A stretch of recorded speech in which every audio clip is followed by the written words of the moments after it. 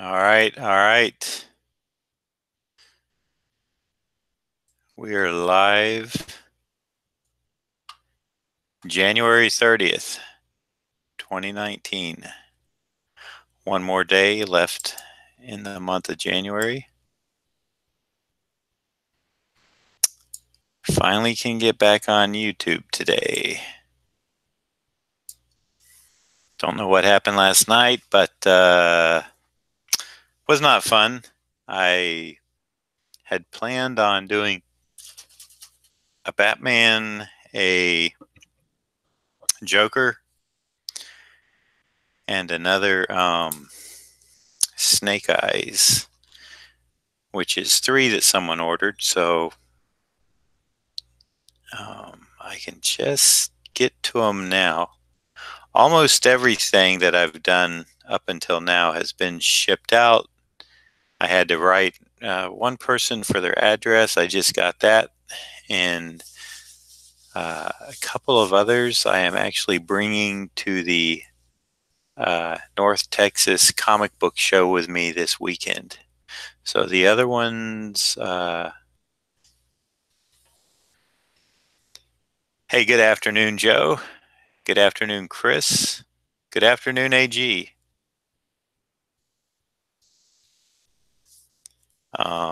Let's see. Let me check my book here. What I got.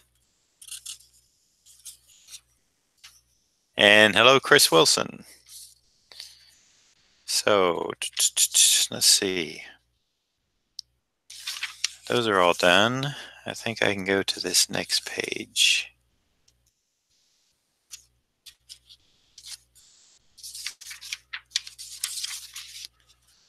All right. So yeah, Chris, is it Ojeda?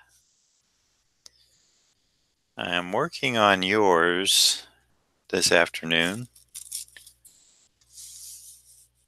Batman, Joker, and Snake Eyes. And then I have one for Evan Blasser, an Electra, that he's going to pick up at the show in Texas. Yeah, I know it's cold. Hey, Ron.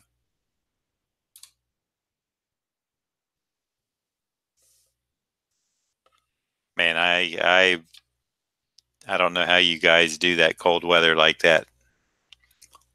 Even if you're raised in it, it still gets to be a bit unbearable.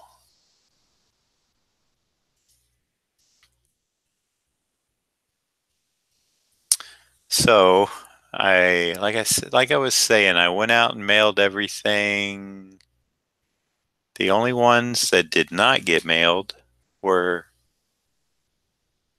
2 that when the guy ordered, one was for his wife, one was for him. There were 2 addresses, so I shot him an email. I just literally heard back from him 5 minutes ago before I started about did he want me to send them to the separate addresses or send them to one, and he said send them to the one. So get that out tomorrow. Chris, I'm going to try to finish yours today, and I'll do the Electra piece to take to Texas with me, and then that will leave 4 more left to do when I come back. Man, minus 47, minus 25. That's colder than a refrigerator, like Walt Simonson said on 20 on Twitter.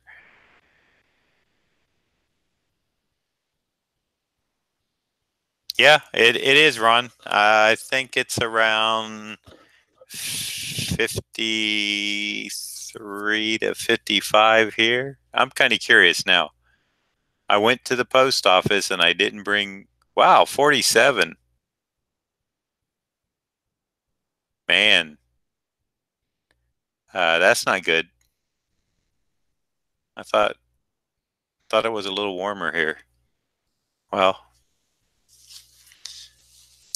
I went down to the post office downtown here and I didn't bring my hoodie with me and I was kind of cold, and luckily I wasn't out in it too long, or I would have been suffering.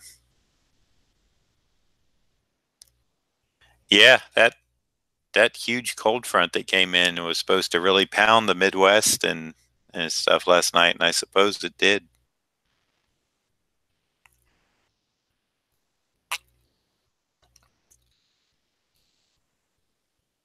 So I was going to start these earlier, and then I remembered that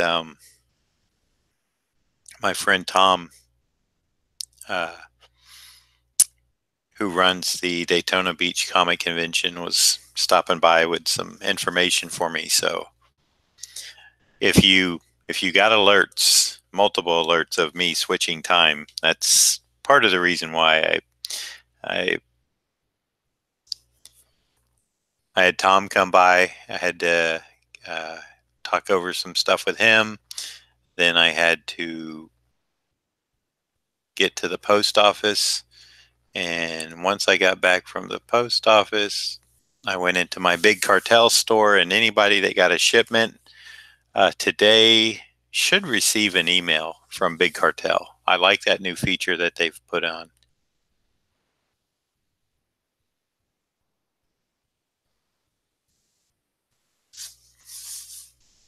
Very nice. I just, the thing I probably am going to start using the click and ship because I can do it all. I don't have to go down to the post office. I do have a scale here.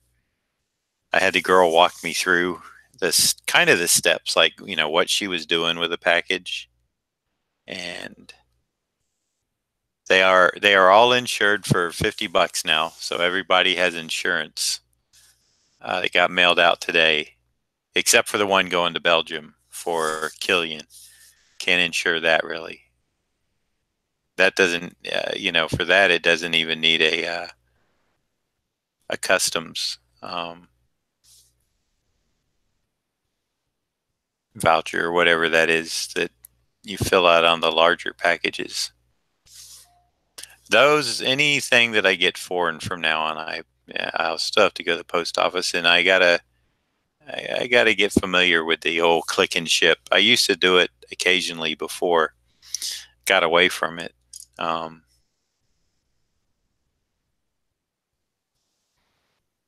it's kind of convenient. I don't mind going to the post office and having the professionals do it because then hopefully it's right as far as, the exact, the weight, the amount of postage, and the way they handle it. Supposedly.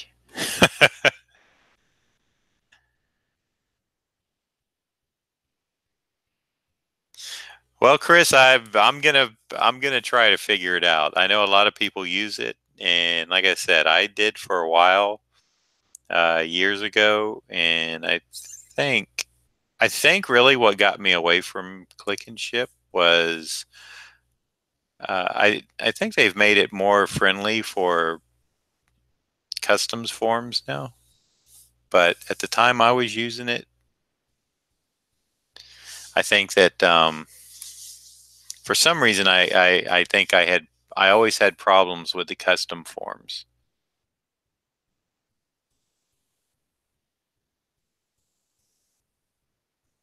But I think they've kind of cleared that up. Now, having said that, I did try to use Click and Ship just as recently as over the holiday during Christmas time when I was mailing some of these out, and it was actually down or something. So I had to go to the post office, and I asked the guy, I said, I tried to use Click and Ship, and it wouldn't take any information. And he told me that something was up with it, that it was not running the way it should. So they knew something was wrong with it. Um, so I guess it's fixed now. I don't know. I'll find out though, because I have a postal box that I can just put these in. The mail comes here around 2 o'clock each day. So if I could drop these in that big post post box outside, that would be great.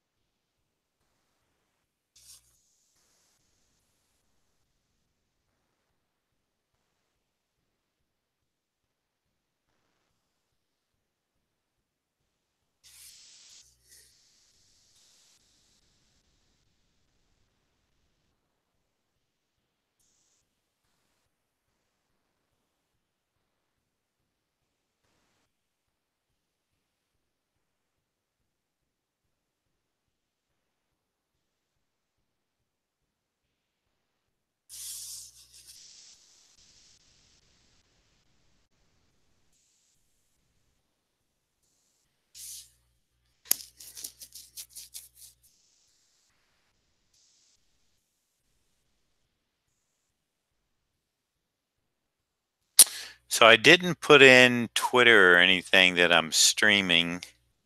Um, like I said, I'm gonna try. I sketched this one out, and Tom came by. Didn't get it. I was gonna try to kind of get ahead of the game. So I still have stuff I got to do for the convention this weekend. That I was last night. The YouTube faux pas really.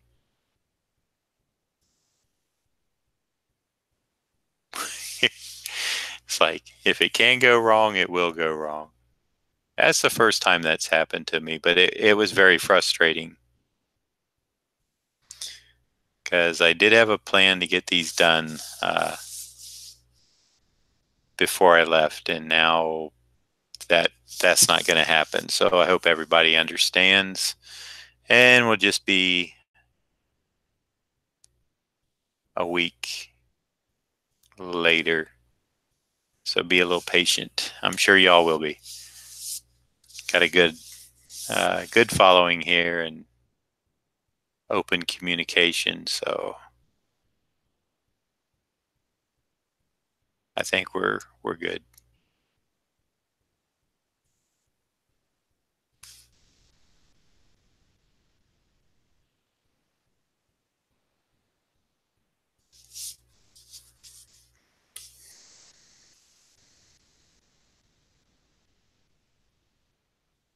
Oh yeah. Well, maybe I should send a quick tweet out. Let me go ahead and do that. And if you all want to share, there's a little share button, and you can go to Twitter and share to your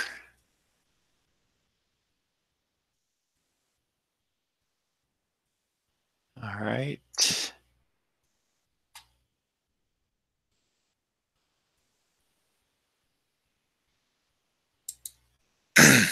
See if that brings the crowd in.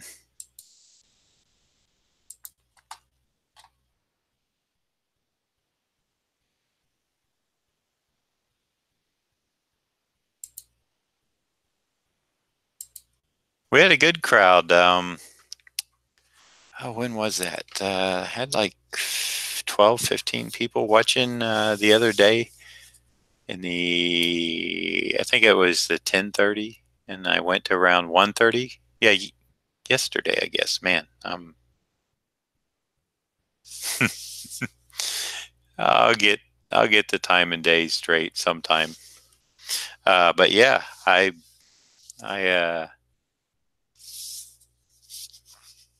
I definitely was looking forward to going on last night, and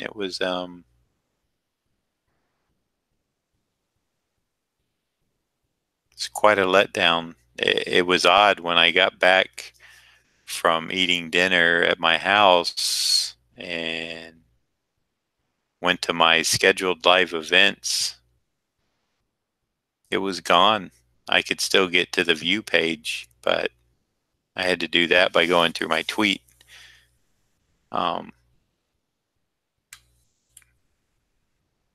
And Ron and I started looking into it because he was going to co-host, and he couldn't even. I couldn't send him the link, so I just called him. And we started investigating it and found out that something had, hey, Stephen, something had knocked out YouTube.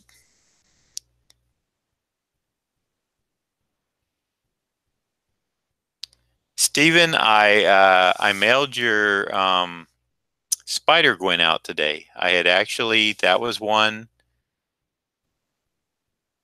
that didn't get mailed out last Monday, and I kind of lost track of it. And it was in a stack of these other ones. So I thought I was going to mail before, what is today, Wednesday? Yeah, I thought I was going to mail Tuesday, yesterday. But I kind of got behind in my mailing. So it's out now. It is insured. That's my new policy. I'm doing first class, insured, and tracking comes with the insurance.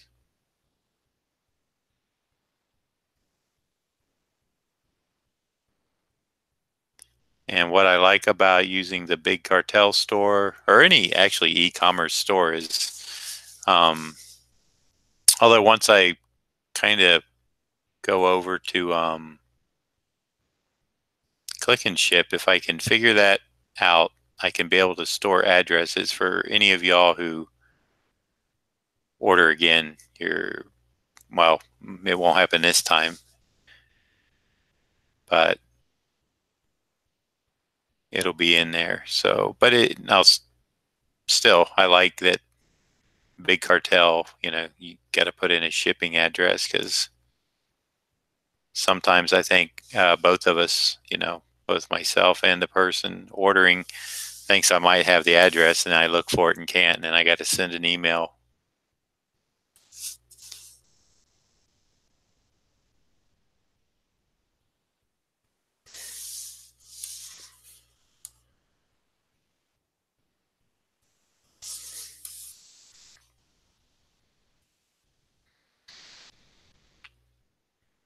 Hey, Sean, good to see you.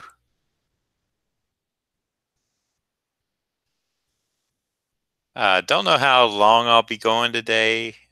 Man, I tell you, I am not prepared for this convention. Um, January has been I don't know, it's been a fairly good month, but a little bit has gotten away from me time wise.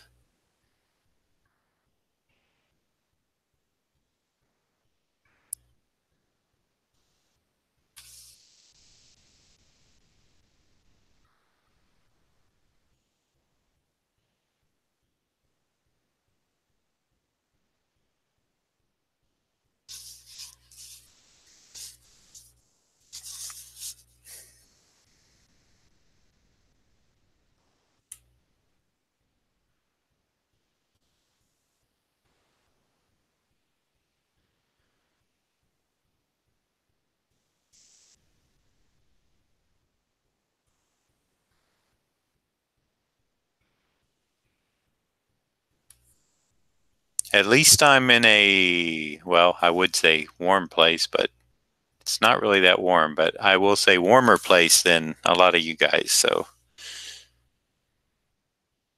it's, Chris, the show is the North Texas comic book show, or comic book convention.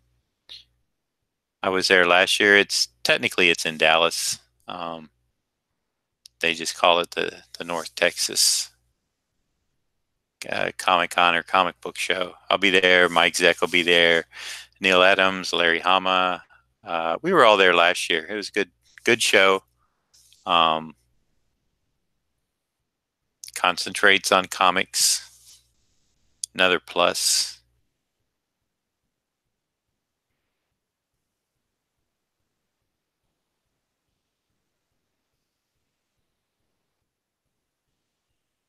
Always like a show that's comic creator friendly.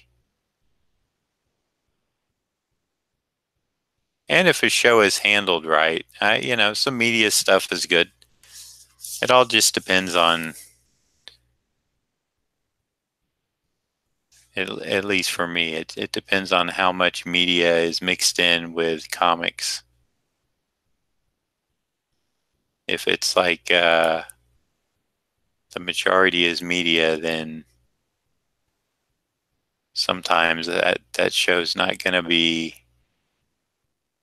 one that I'm normally going to do well at because people don't, in this, people just don't know who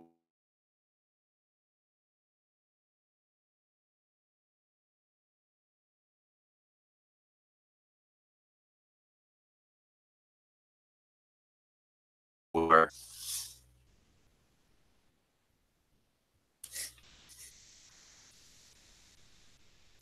Um, this year I have already booked 13 shows that I know of, and probably some more will trickle in once they get ramped up. But I've got shows booked all the way out until November. The busiest time, of course, is summer,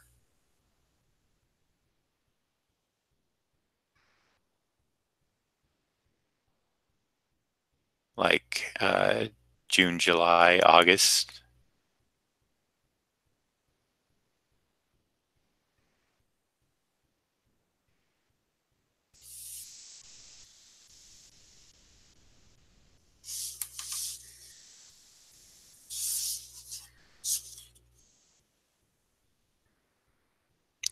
I think the most shows I did in one year was, I want to say 20. I think I did 20 shows in 2016. Maybe it was a little over 20, but it was a lot. Hi, Adam. Welcome. Uh, I was at Baltimore last year. I was behind my exec, which was not the best seating for me, but that's where they put me. I don't know if you caught me there or not. A lot of people maybe missed me. I don't know if I'll be back or not yet. I would like to go back. I like Baltimore. Uh, Baltimore is again one of the shows that's very, like I want to call it an old-fashioned comic show, and not in a bad way, but a good way, in that they seem to concentrate more on the creators than media type stuff. Always love those shows.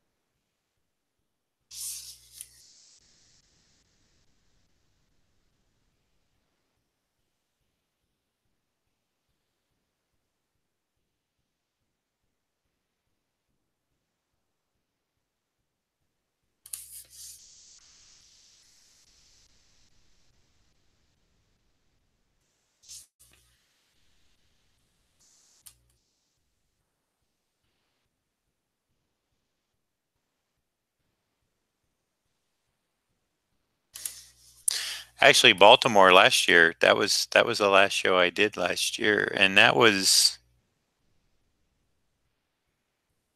the end of September, I believe.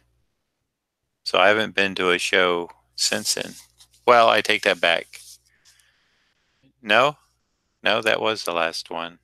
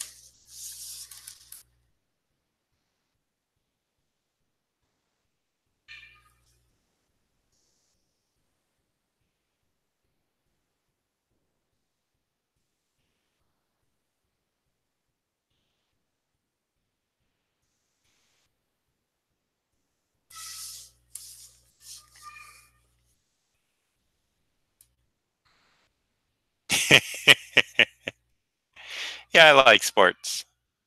I'm not interested in the Super Bowl this year, though, Chris. Right, Steven?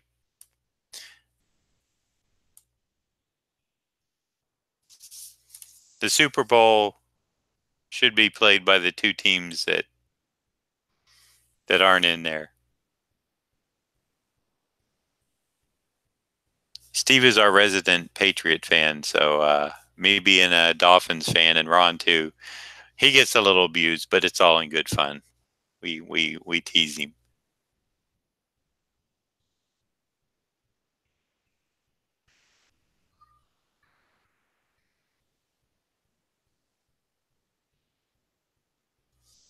but he's a good guy.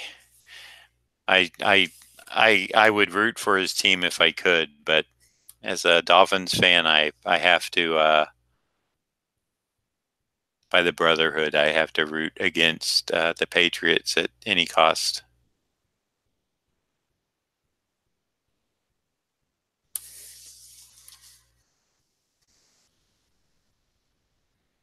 Hey, Mike, how you doing?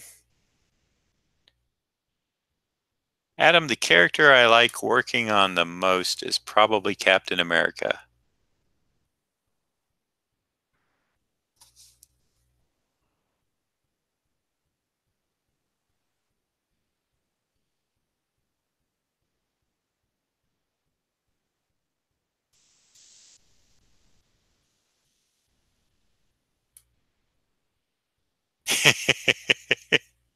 Come on, Steven. You could, if you needed the Dolphins to win a game for the Patriots to get in the playoffs or something, you'd have to root for the Dolphins.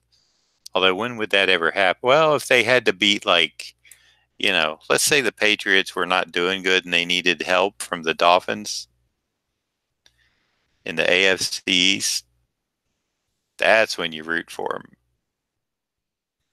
Like if they beat a team like, let's say the Jets, or I was going to say the Bills, but that's almost laughable now. What happened to the Bills? Four Super Bowls in a row and couldn't close the deal. Man, what's more incredible, doing that or just getting to the Super Bowl 4 years in a row?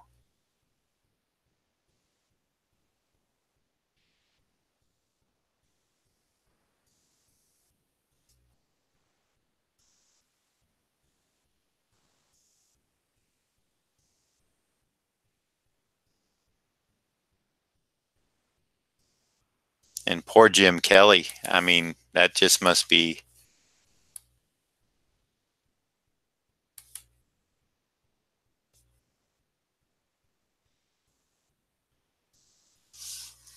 you know, four chances. You just got to think you're due one.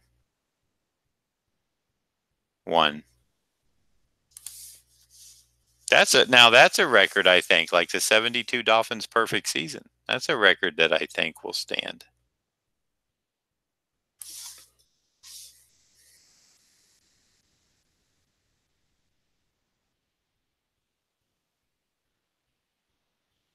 Yeah, Mike, it actually is. Um, uh, I I was gonna start it earlier, but a friend came by and I had to juggle that around. And I went to the post office, so I'm getting a little bit later start than I would have today. So we'll see how it goes.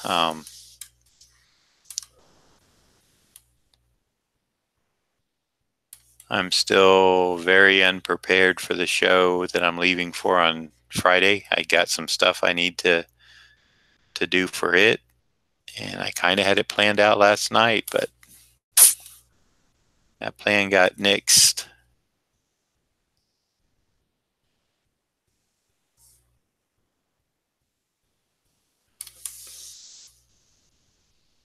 The weirdest thing is, like I said, I came in and you can create a live event. That's what you're supposed to do, like in advance. And I came in, turned my computer on, went to my live events, and it wasn't showing and wasn't showing up. Now, this morning when I came in, because I tried to like reset it, so to speak. I had like 3 live events that were supposed to start at 7 last night, so I just had to delete those and start new.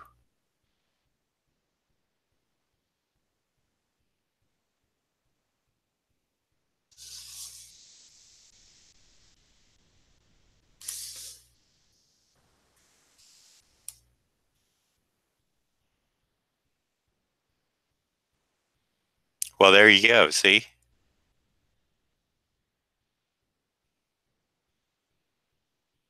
can't get up your driveway, man.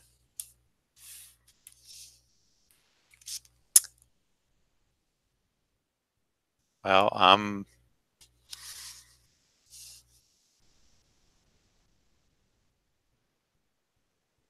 I won't complain about our 47, 48, 50-degree weather then if you guys are having that much problem.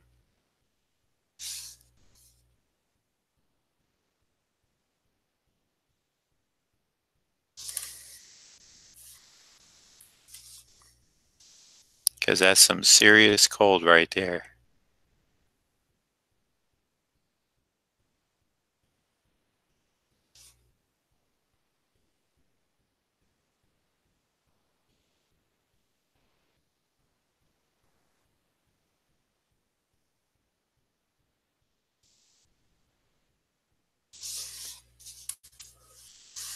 I think if I moved up north, I'd have to buy a new wardrobe. I don't think I'd have enough clothes to wear. But that ain't going to happen. I like my warm weather.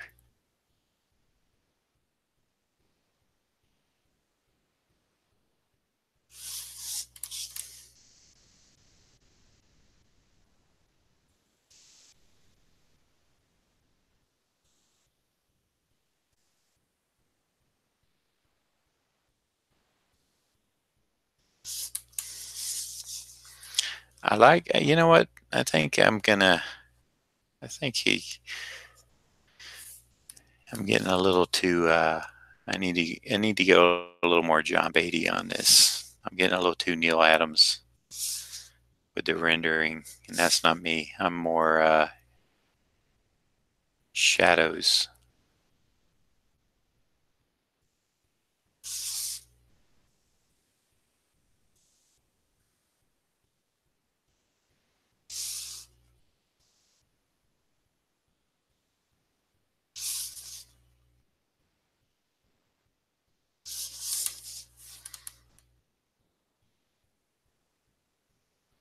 There was just outside, and I don't know if they left or not, but there was this little girl. She was excited about something, and she was like whooping it up. And now I don't hear it. It's like funny because I kind of got used to hearing it. Now I just realized how silent it was. So I don't know if they finally left or what was going on. It was it's interesting though to hear the kids get so excited about stuff. I don't know what was making her so vocal. I guess she wasn't screaming like angry. It was actually kind of funny. She sounded excited about something.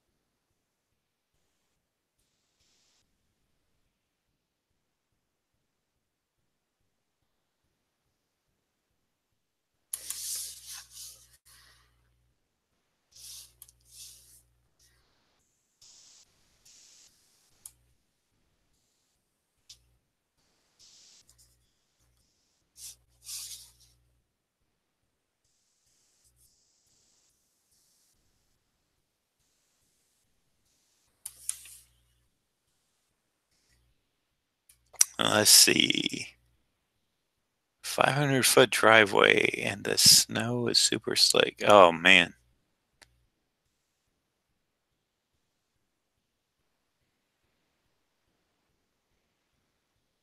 I'm glad the Giants destroyed that dream. Let's see. Your wife car probably hasn't started in 3 days. Yep, I imagine so.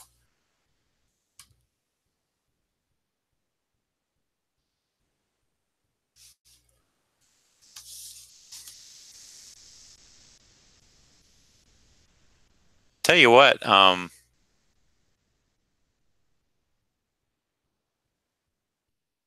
the weirdest thing that happens here is when we get these little, and now I haven't had it happen to me, and I think I know why. Somebody had mentioned that uh, I had to go to Washington, D.C. right before Thanksgiving, and it was colder weather, so I went and got my car serviced, and they put air in the tires, and I didn't get that.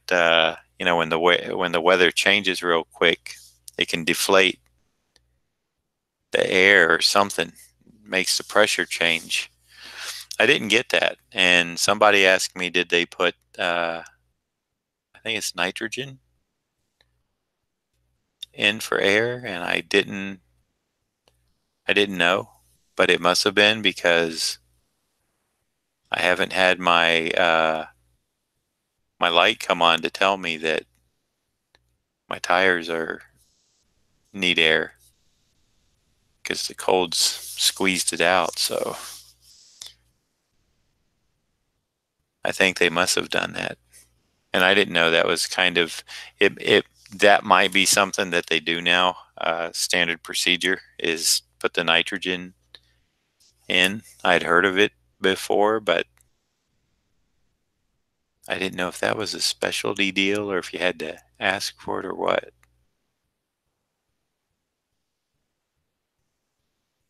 All I know is on some of the cold mornings, I'd go to start my car and it would start and then bing, low tire pressure.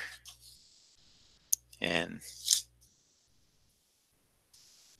so I think they've solved that problem now with that nitrogen. I hope they have.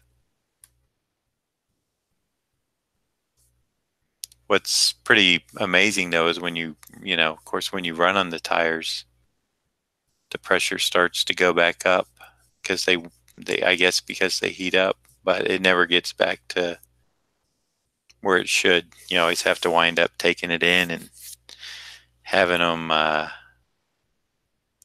put some extra air in. So it's always something.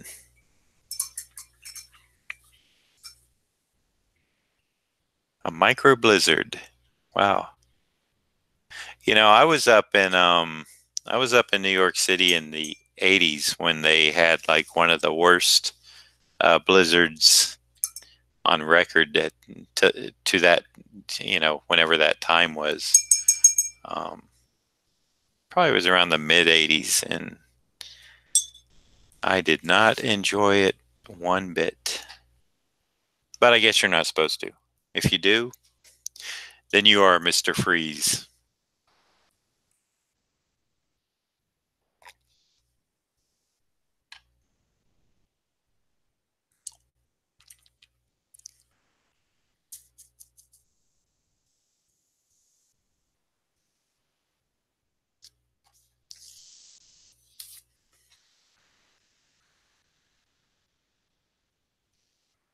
But yeah, I can imagine. It's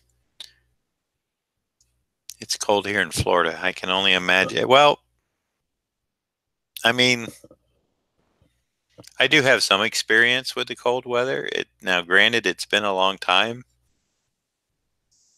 So is minus 47 degrees really any colder than minus 15? Doesn't it get so cold, that it just.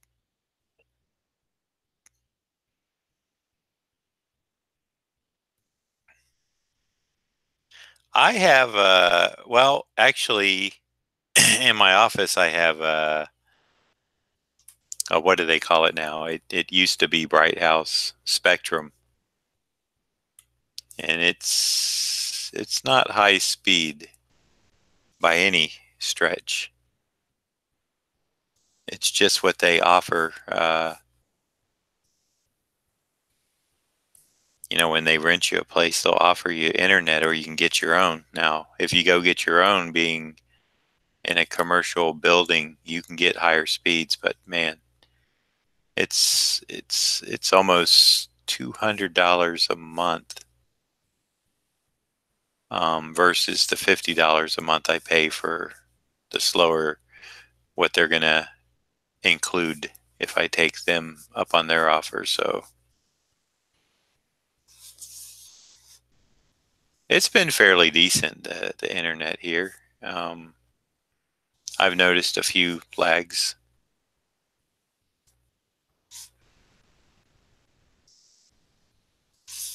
especially when I first started streaming. It seemed like it was catching me a little bit more.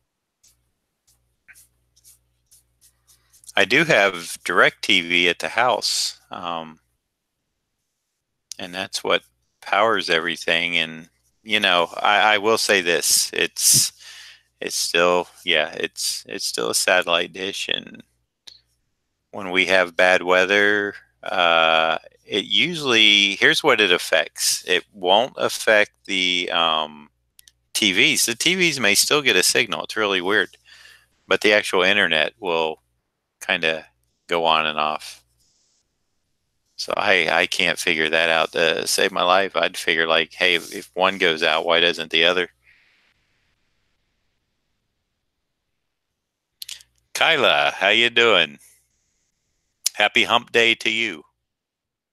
Ashley, how you doing? That's like it is in Florida. Anything below 70 is cold, or at least cool.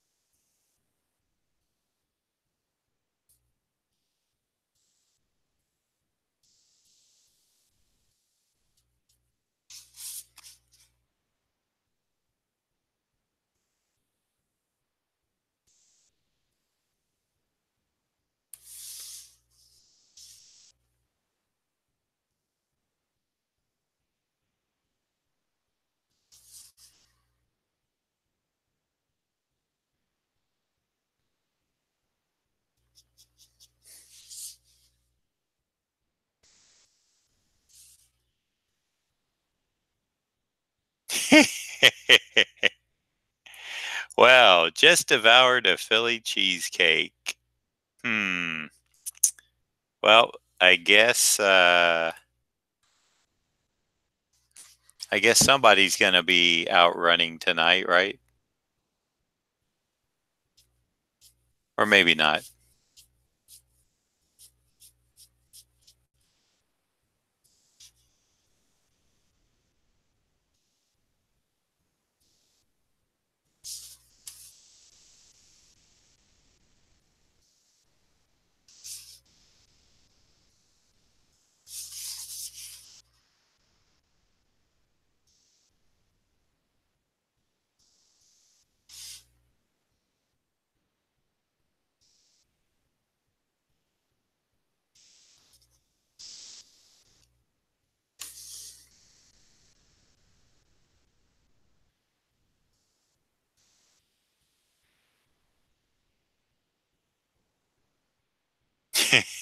I don't blame you, AG, about it being hot, right?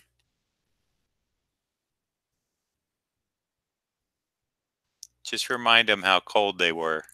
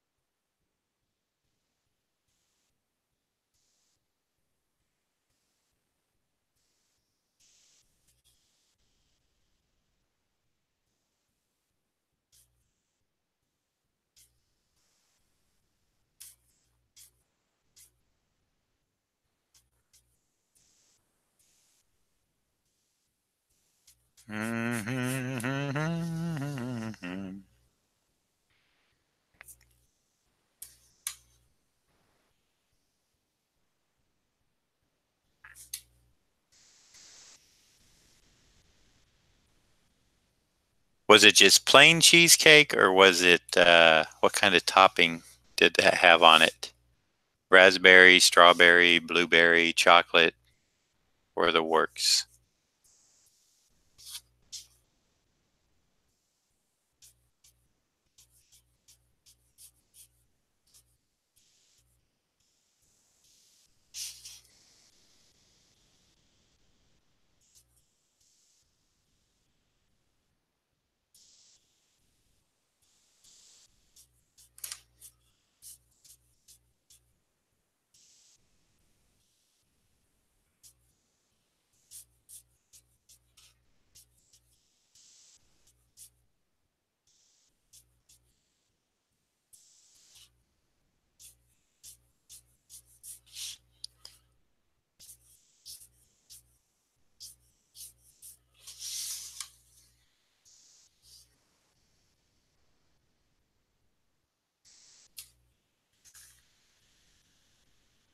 Cheesecake sandwich.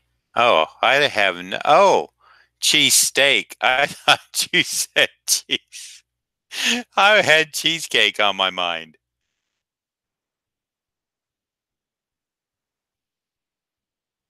Well, I like a good cheesesteak. Mushroom, sweet peppers and onions. That may be a bit much for me. Ron, he likes it spicy like that. I'm a little bit of a wimp on the heat level. I'll admit it. I know my limitations. We all have a level of heat that we can enjoy,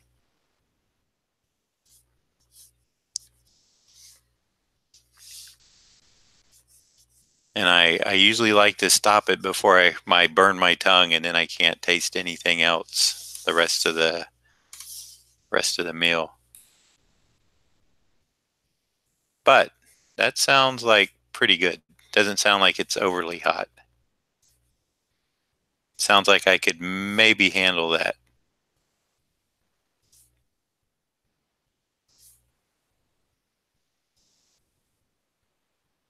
That's funny though. I read it as cheesecake. You must have been thinking, what's John thinking? What's he put on his cheesesteak sandwiches? Strawberries, chocolate.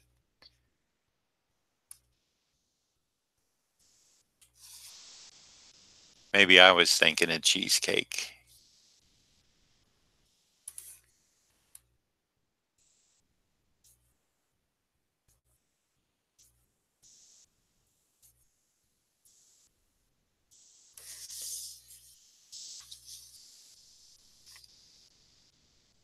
Yep, where to put my hand.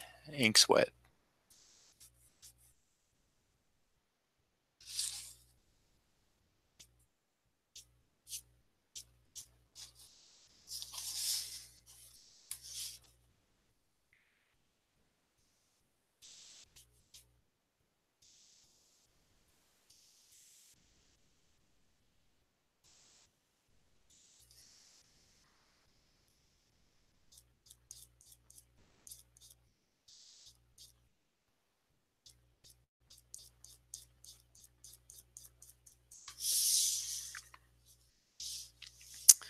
Okay, I got a smaller little flat that I'm gonna, well, it's a filbert brush that I'm gonna bring out now for around his mask.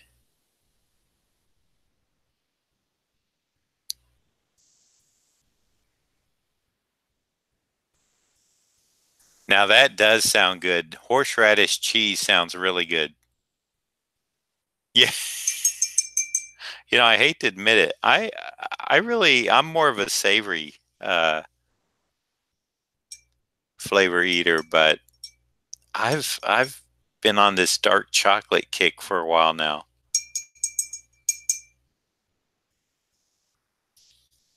I don't know why, but I've been eating some dark chocolate.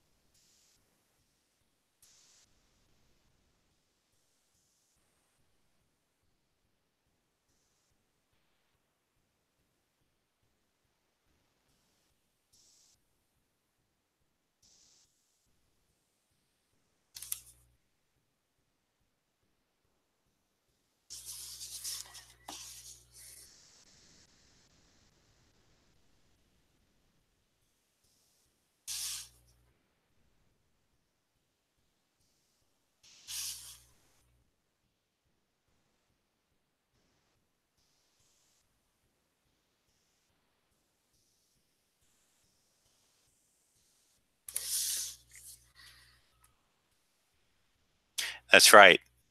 Sean, you're right. Horseradish anything is pretty good. It could be the LaCroix talking. How did you know I'm drinking that? Right here. See the bubbles?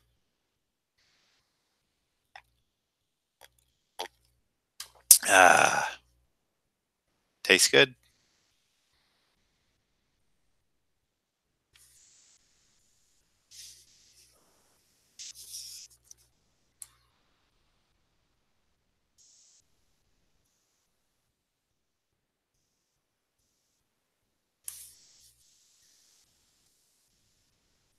Maybe because I'm always talking about it on the stream.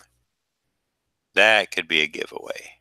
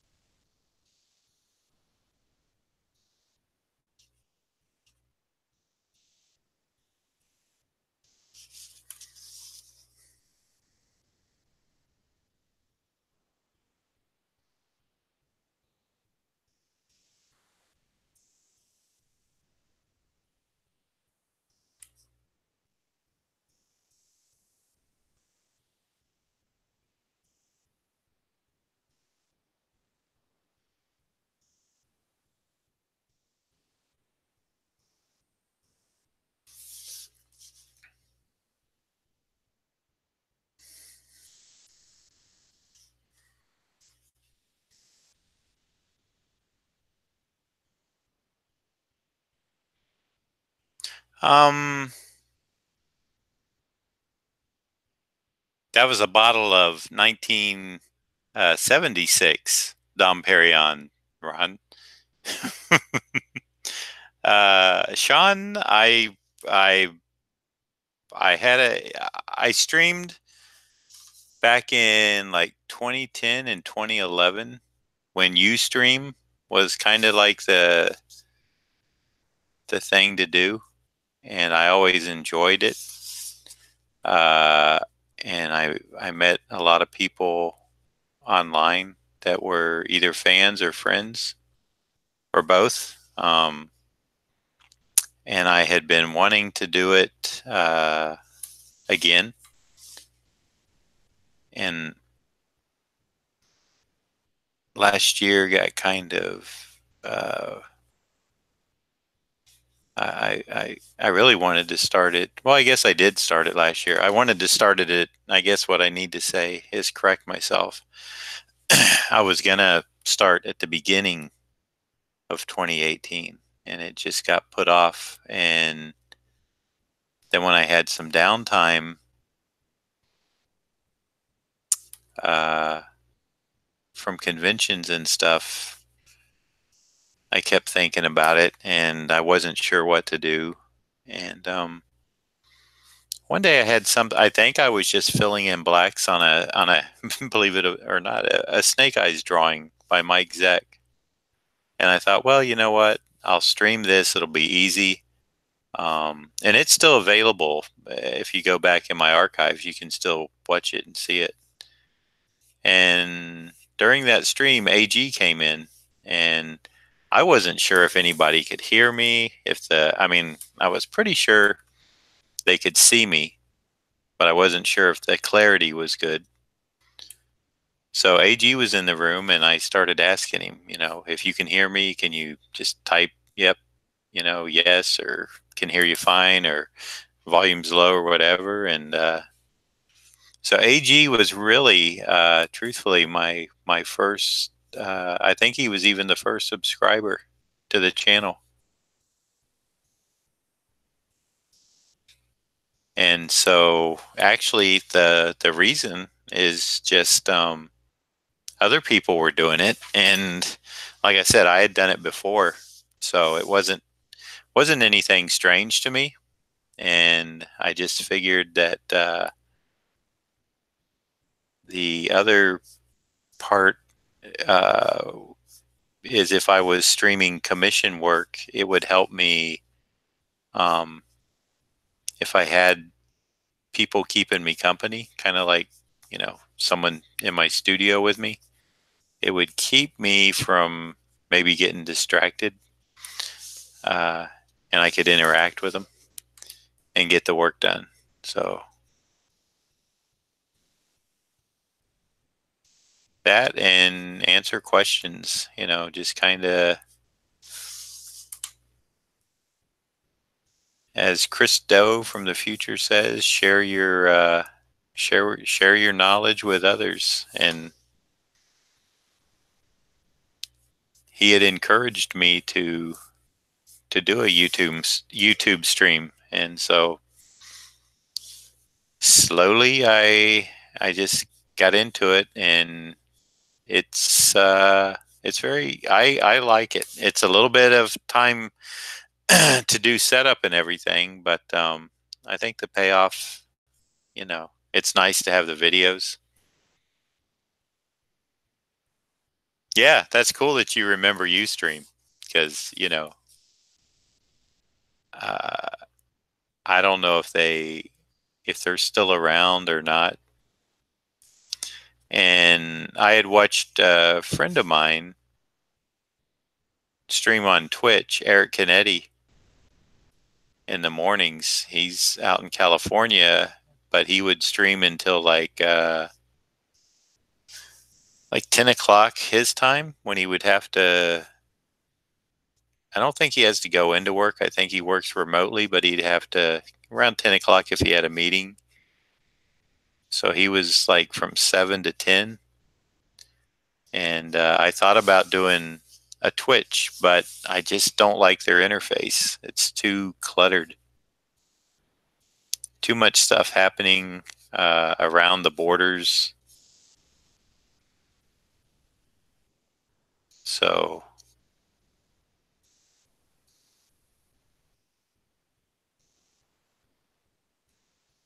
I just started reading about,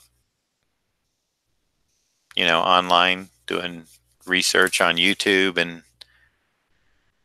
how to start streaming. Asked a couple of friends what they were doing and got some replies. And like I said, then I just kind of was off to the races.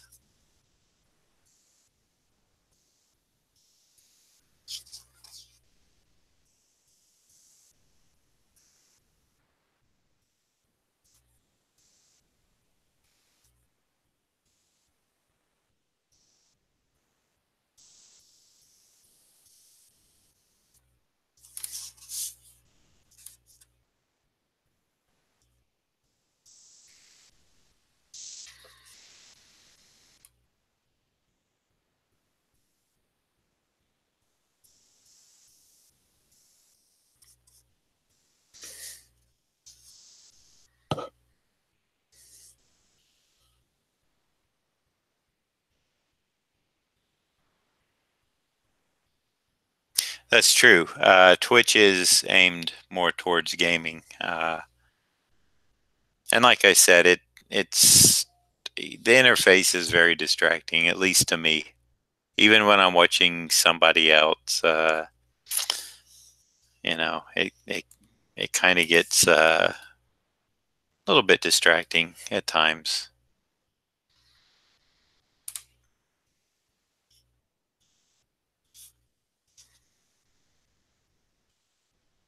I think there's potential for maybe a bigger audience on Twitch just due to the crowd, but I think I'll just stay here where I feel comfy.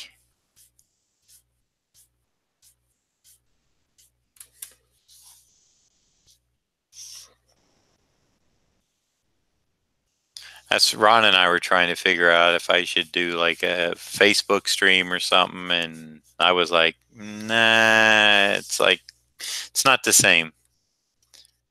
I it's not the same as YouTube.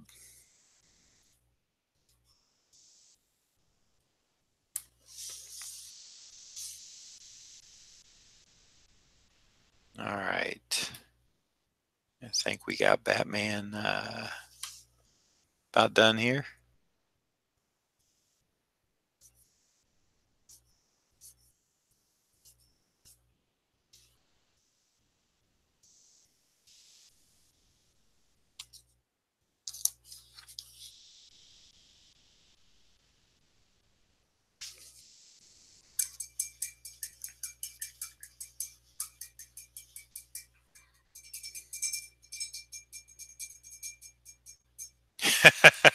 Sorry about that, Chris.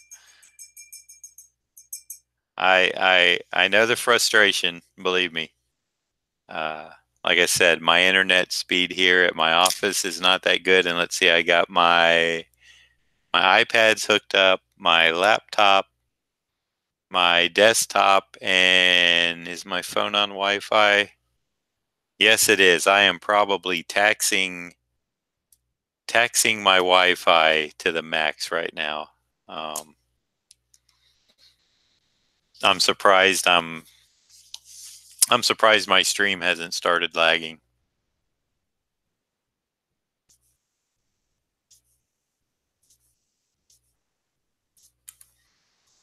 If it was, I would definitely have to shut something down, I'm sure.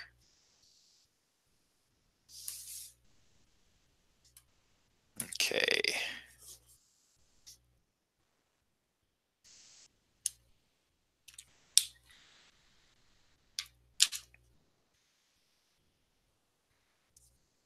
I don't want that old dirty eraser. Where's my nice clean one?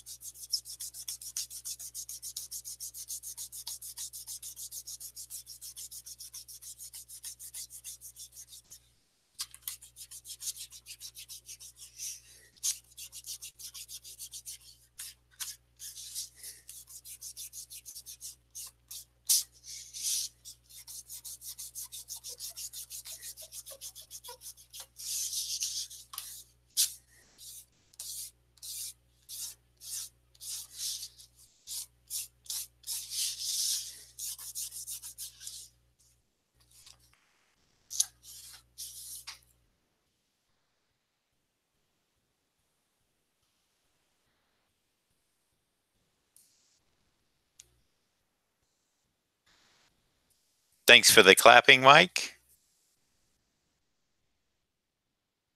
Yes, they do, Sean. The internet could be a lot cheaper, but we've become so reliant upon it now that uh, they kind of can take advantage of us. I guess that's the way it is with everything. They, once they, once you get lured into something, it becomes something you need, and then the price can go up. Internet should be a lot cheaper. I will say that.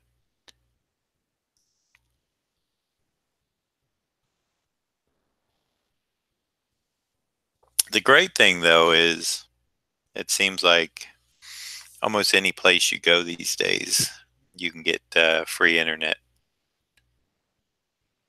Thank you, Ashley. Appreciate that. Let's see. I'm gonna do a snake eyes or a joker. I think I'll do the snake eyes.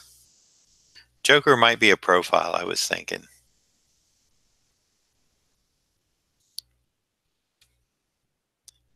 Or it might be straight on. We'll see.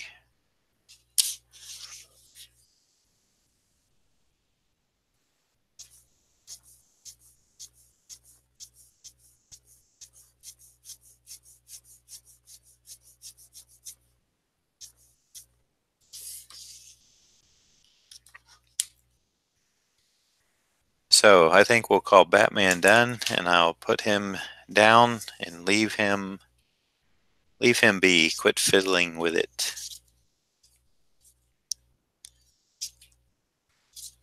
And we'll go to a snake eyes drawing.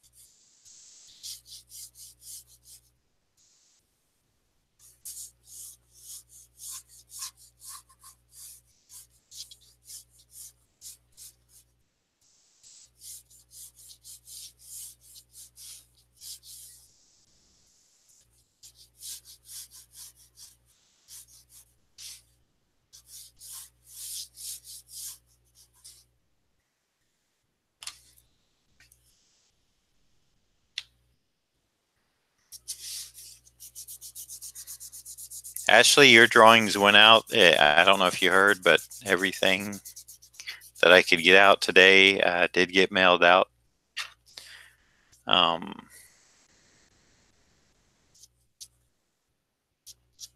it seems to me like people have been getting their artwork about a week, and I don't know why this slowdown. But it seems like it's been about a week after I mail them out. So,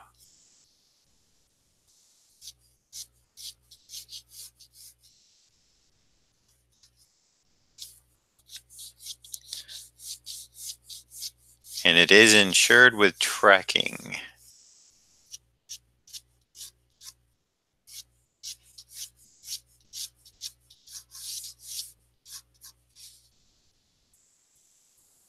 So actually,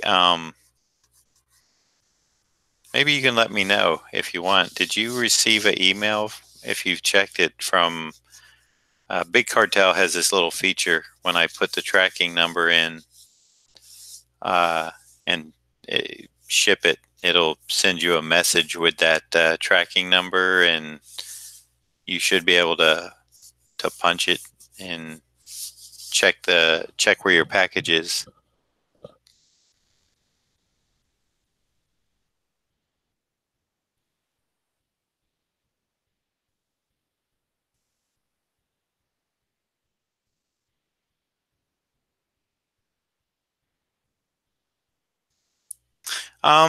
It depends on if I do a prelim.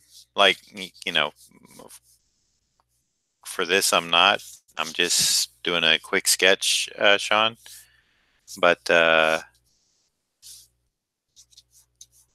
sometimes, depending on the prelim, as you well know, yeah, I, it's it's not even, it may not even be readable, and except for somebody like me, or like the Riddler piece you got.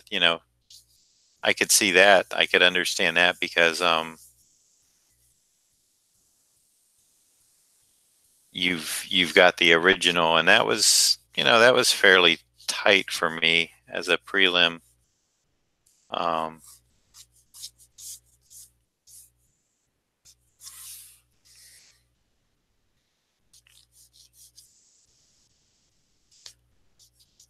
some people want prelims, some people don't. So it's a real guessing game. I mean, it's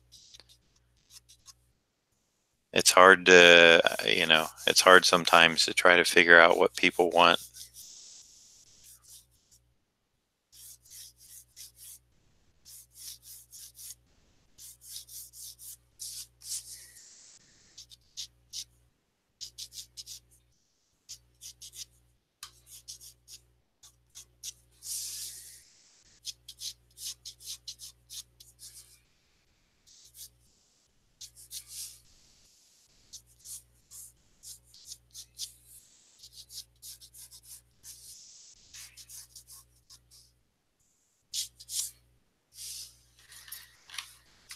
Okay, and his visor is sitting down too low on his head.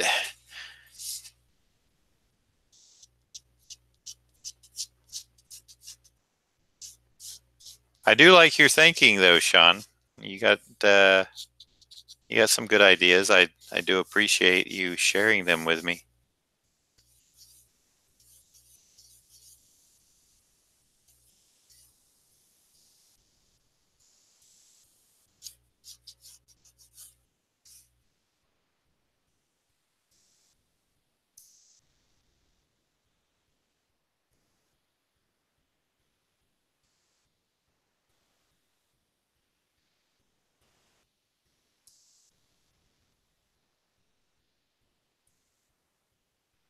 That's for everything. Do they every time they scan something, Sean? You get something from the post office, so it's been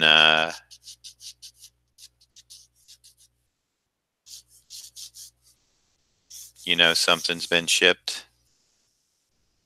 That's pretty cool.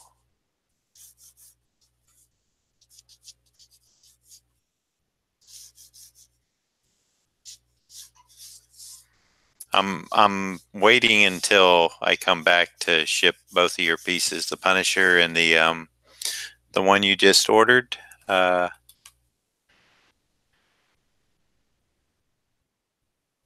Hellboy or the Batman when I get back. So I'm just gonna mail those in one package. Hope that's good with you.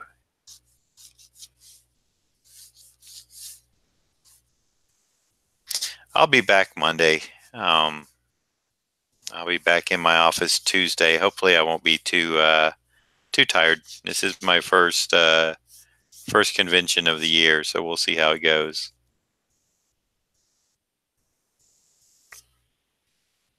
Hey, Dr. Kaz.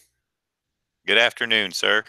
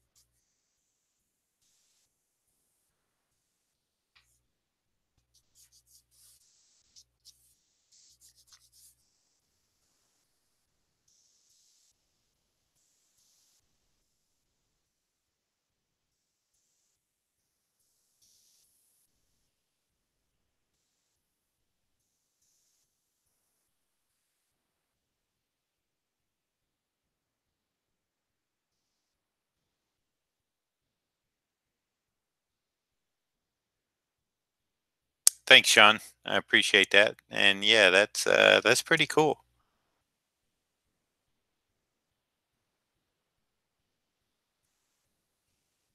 Hey, I was at the last 2 years, last year and the year before, I was at the East Coast Comic Con there. I don't know if you knew that or not. Maybe not.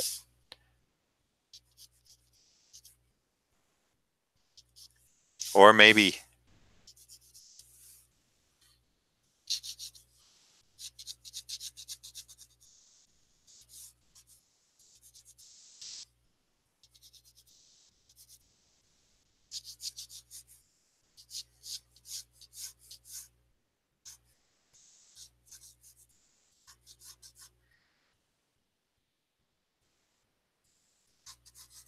that's a good show. I like the East Coast Comic Con. Again, that's another one of those shows that's very well grounded in comics, more so than anything else.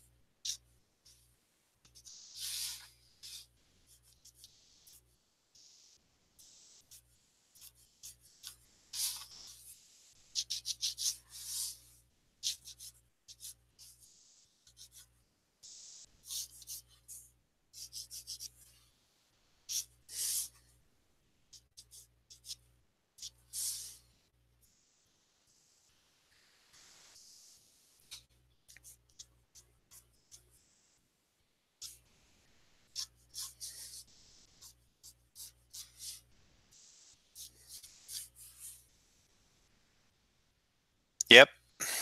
All right.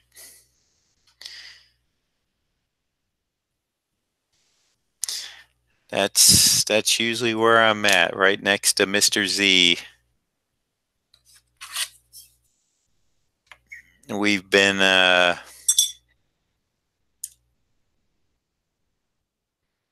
friends for a long time, and never, we've never had any like falling outs or anything, which is, I would say, fairly unusual for a lot of creative teams. Of course, me being the younger of the two, uh, Mike was kind of like always my older brother, so even though we didn't fight, I kind of had that respect for him of not wanting to get on his bad side. That plus, I really enjoy inking his work. Can't forget that. Talented, talented guy.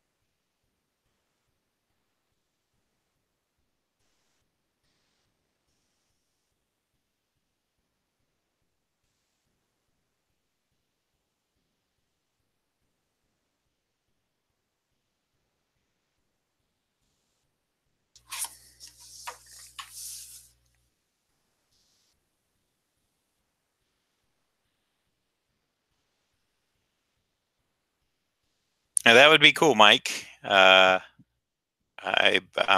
not sure if we'll be in Baltimore again this year or not. I know Baltimore has like their core group of guests that they have every year, and then they kind of every second or third year rotate in other people. So since we were just there last year, might be a skip year.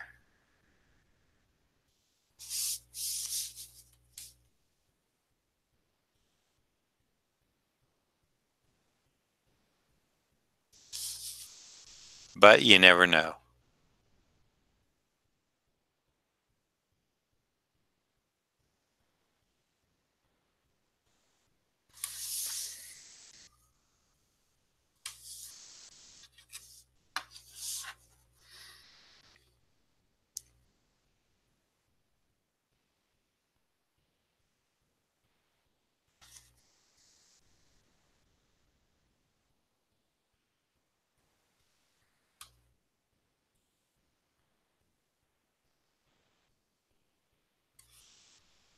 Kyla, are you digesting that cheesesteak?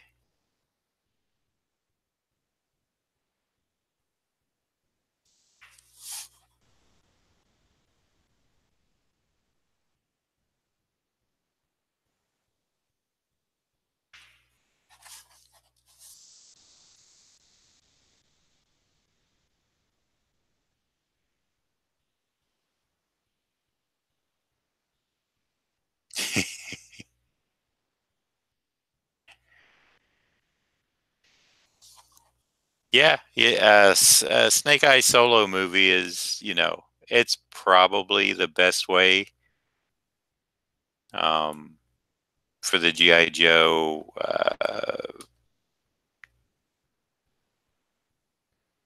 Um, what's the word I'm looking for? Family or whatever to make a buck.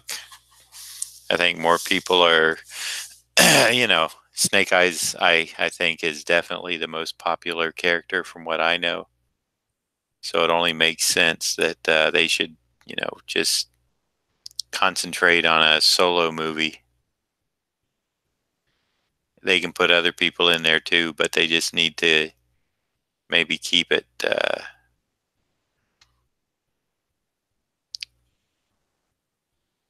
Snake Eyes centric.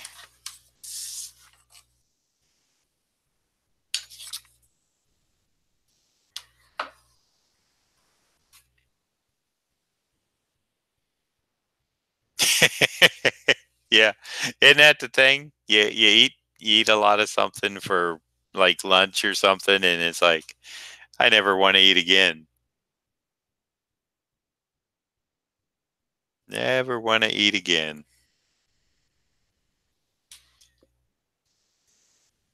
It's funny what a overstuffed stomach will um, make you feel like.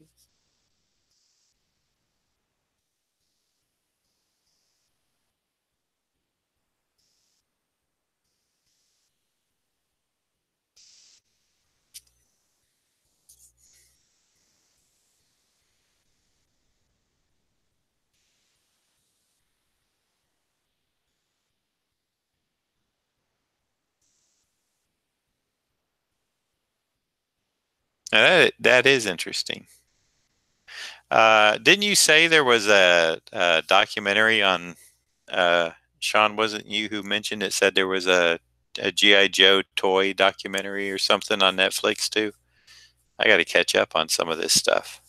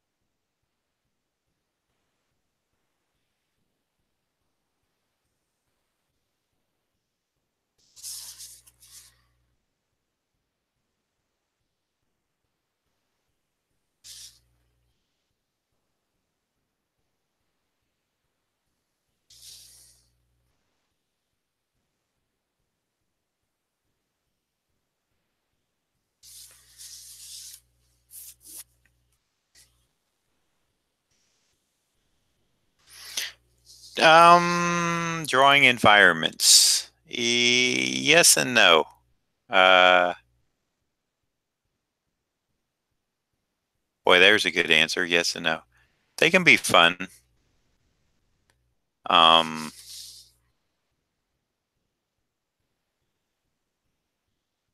I don't mind tackling environmental uh, environmental an environment every now and again. I like uh, I like old architecture and stuff like that. Um, I love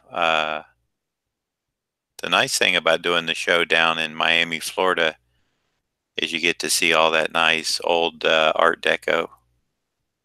I love that stuff. So that type of environment, um, I can, I can get into that.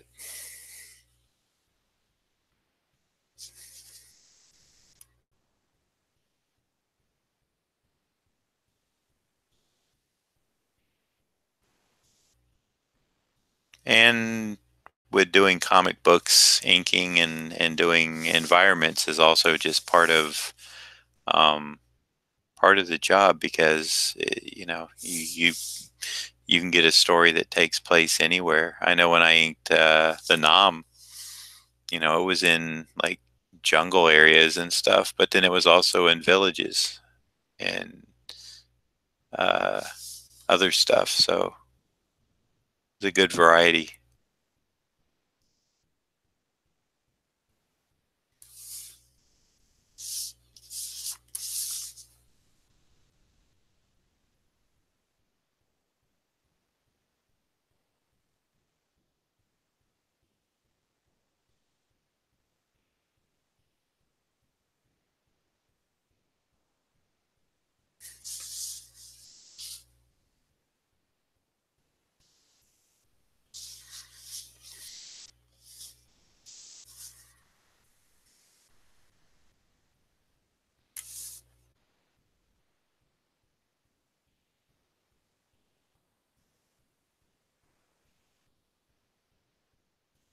I do appreciate,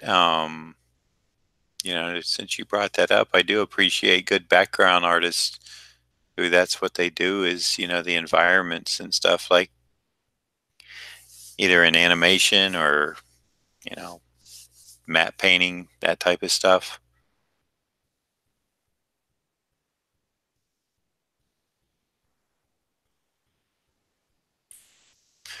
I guess most of that stuff is done though CGI now, but you know,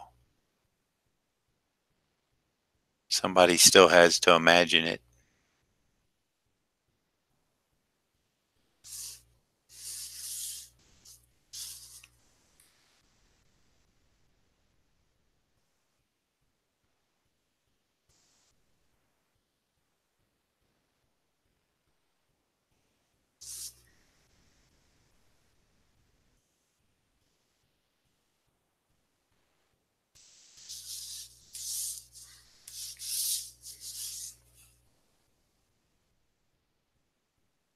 And I do know some people specialize in that in environments.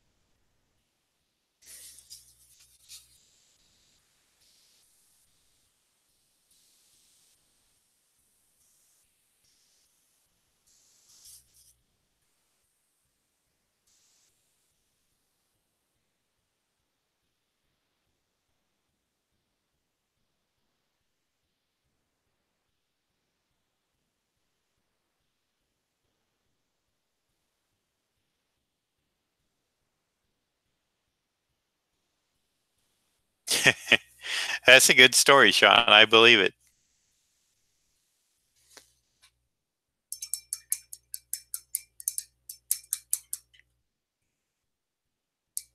I remember, to me, if I remember correctly, and I think I do, uh, the work that Mignola did on Cosmic Odyssey was the one that really kind of um, turned his style. You know, it went into because he was really studying Kirby and stuff at that point. It really took him in the direction that he ultimately wound up, you know, being known for now, such as the sharp angles and the uh, of course, the powerful spotting of blacks and kind of geometrical shapes in his work. So, yeah, he really he was always experimenting with stuff, and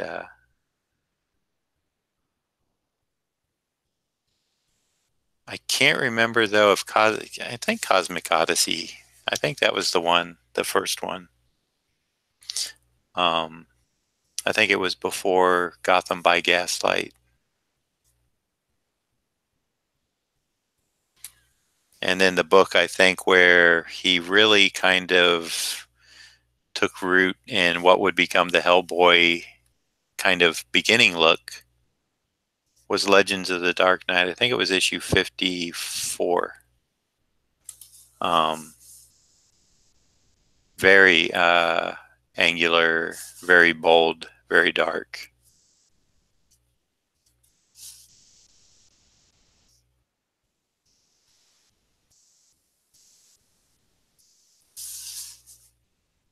And I love that issue of Legends of the Dark Knight. That was one I kept a copy of for a while just to study what he was doing there.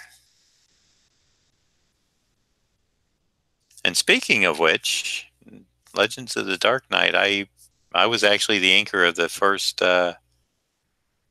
five issues of that for people that don't remember or don't know. That was the first new Batman book in I think 30 years.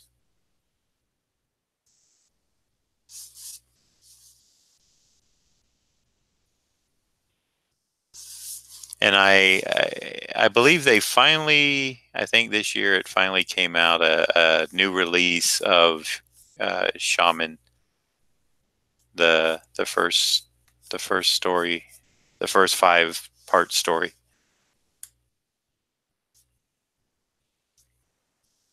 And I haven't got any comp copies yet, so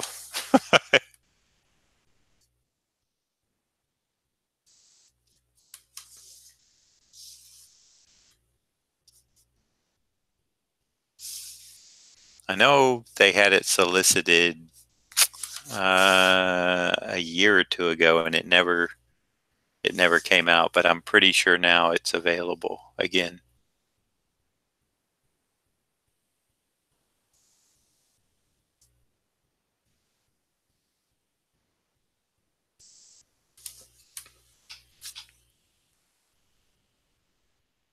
Okay, Mike. Thank you.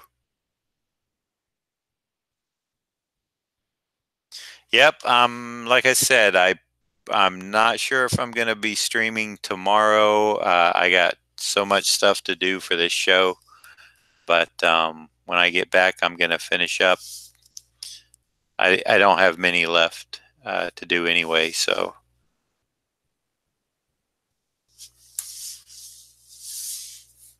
But thanks for dropping by, and I will see you next time.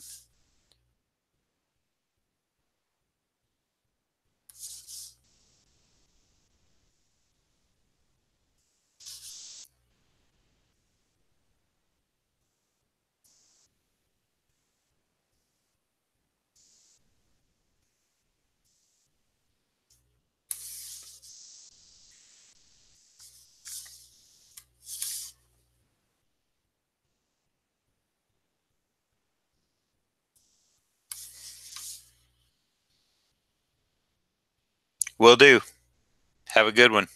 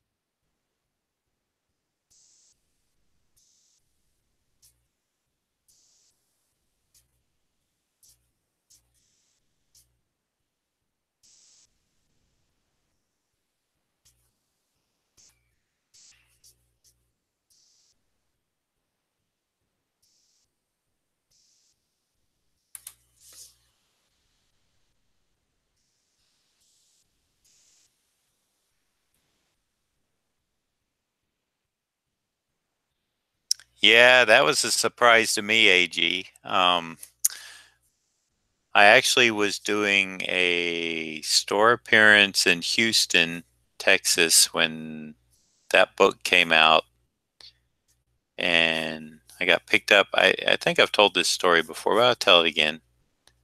Different audience, maybe. So, got invited out to a comic book shop in Houston to do a signing, and I did it and got to the airport and found the person that was going to pick me up, and it's actually a guy. I don't know if he still works with DC in the promotional department or not, but he he did for a while. But that wasn't his first job. His first job when I met him was he worked at this comic book store. But anyway, so he picks me up at the airport, and he's got a bag with him, and like just bag you'd get at a comic shop. And he said, "Wow," he said, "we really wish you could have you would have told us about the cover of this issue." And what I thought he meant was, and some people maybe don't know this, uh, was that there was a painted version to the cover. I did a inked version over Hannigan's pencils. George Pratt did paintings, which were ultimately the I don't know why I did inked versions. I don't even know if it was just for previews, but it was all over Hannigan's pencils. So yeah, I did an inked version, and I thought, okay, there maybe it was. I can't really remember now. Maybe it was used for previews. Um, but then the actual colored covers were on top, and then inside they had the painted cover. So the guy, you know, I knew that part about the cover, but I didn't know they were doing like a wrap, like a cover wrap type deal. And he, it was really funny. I'm like, wow, man, we're gonna sell out because, you know, wish you would have told us. And I said, I have no idea what you're talking about. And he goes, what do you mean? And I said, so well, I inked a set of covers. I said, but I don't really know what became of them. I said, I know they were getting them painted too. And he's like, no, no, you haven't seen them. You don't know what's going on. I said, no. And he pulled out the 4 different covers, and that was the first I saw of them or heard of it. And so he said that they were, and back then they may have had a little bit of luck. They were contacting some of their other comic book shops in the area to see if they could maybe buy the issues, buy some extra copies because they knew everybody was going to want like all four, all four covers. Which, granted, you know, I could see that happening.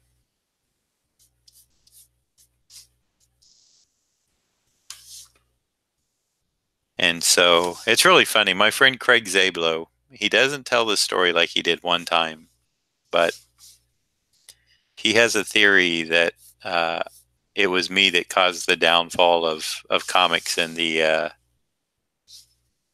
what was it, in the late 80s, beginning 90s, because of a couple of things that he pieced together, and it really made sense. I wish I would have had got a recording of how he did it, but basically it goes like this. The first big, crossover thing was Secret Wars. Well, I was the inker. Um, the first, I believe, the first, what do you want to call it, variant cover was on the Legends of the Dark Knight. I inked it, and there was another tie-in that I'm not thinking of right now. But he really had it down to where it made sense. If you thought about it, I was like, man, I was in this big Secret Wars thing. I was part of that first cover, you know, thing to get the all the different covers, and then the third thing, like I said, I'm drawing a blank on that right now, but it was something else that I did that, or not that I did, but that I worked on that then became, oh yeah, we got to do this. It was like, okay, now we got to do the big crossovers. Now we got to do the variant covers, or specialty covers, or whatever. I don't really think they were variant. They were just putting a different wrapper on it.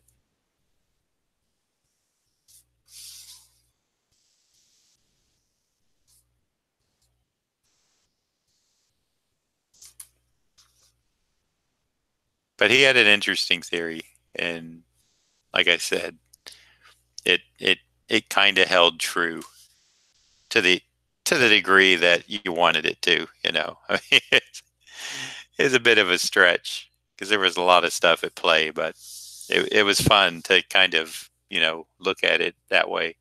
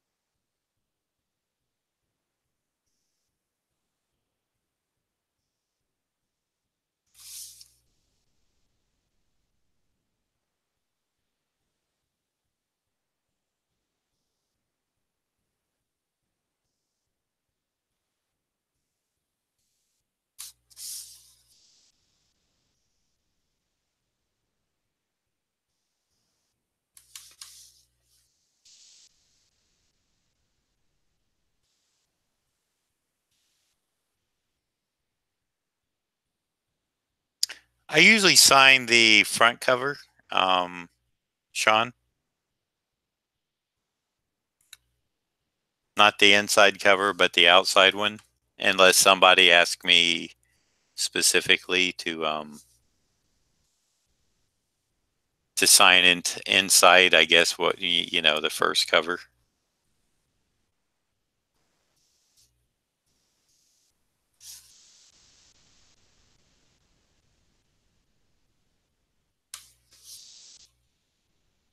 Yeah, it's an interesting story because it, like I said, you can kind of run with it and go, you know, it does make sense.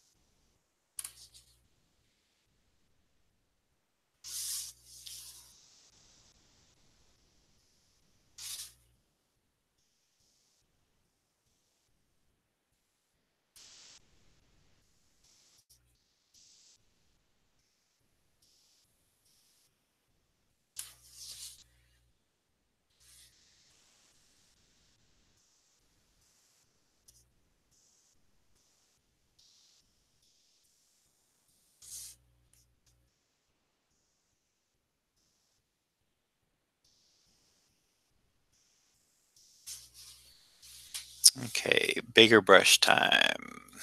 Get these blacks done in.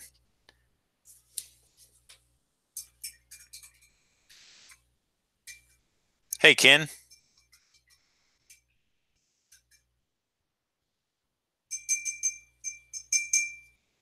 I had my last one Monday.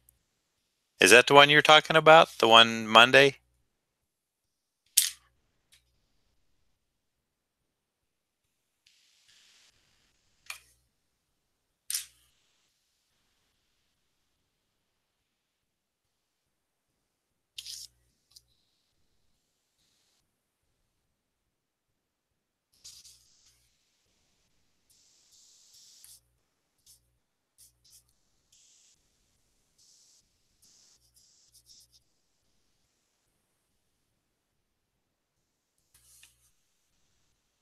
Because that was the last one, and that was the last one that I was going to do a sale at the $25 price. I started looking at my numbers and uh, time spent and stuff like that, and realized that I'm not making anything doing this. I'm having a good time, but it's it needs to be a little bit more profitable for me to continue. But it's fun, but I can't pay my bills with fun. If I could, I would. So on the next round, when I get back from the show in Texas, when I choose to do it, I need to decide on a price that is still affordable for people, but will allow me to pocket a little bit of money other than $10.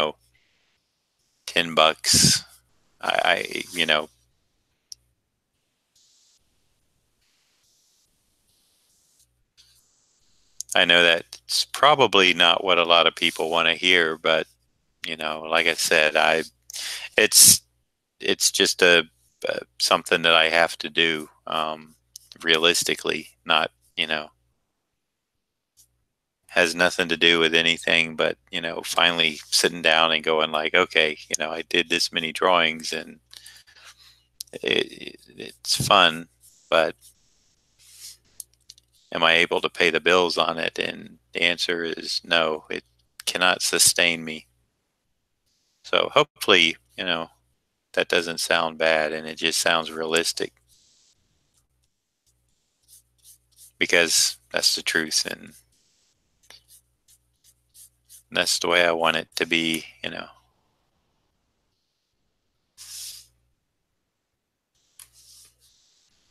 Let me see. I'm not sure I like that little white triangle under his neck. I think that's kind of fighting what I have here. I think a more dark approach on this side is going to help. And even here,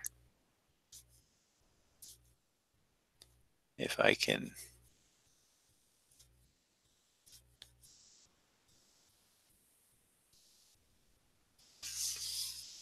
Much better.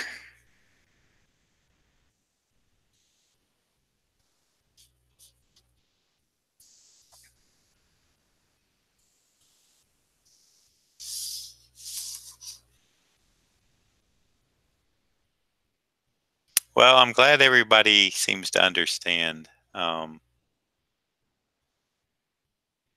Yeah.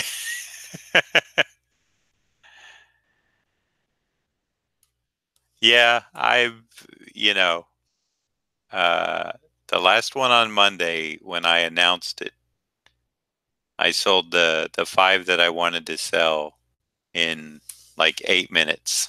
So it sold fast, which that's the good thing. But I knew going in, but I had to make one final sell. The only thing I will say is, and again, this is all for me, um, doing this and learning as I go. Uh, I think I'm gonna put some. Now that I see this, I think I'm gonna put some black on this side of his that's catching light. Kind of like I did the other one. I'm beginning to see stuff. Hold on a minute. I kind of lost my train of thought when I looked at my drawing here.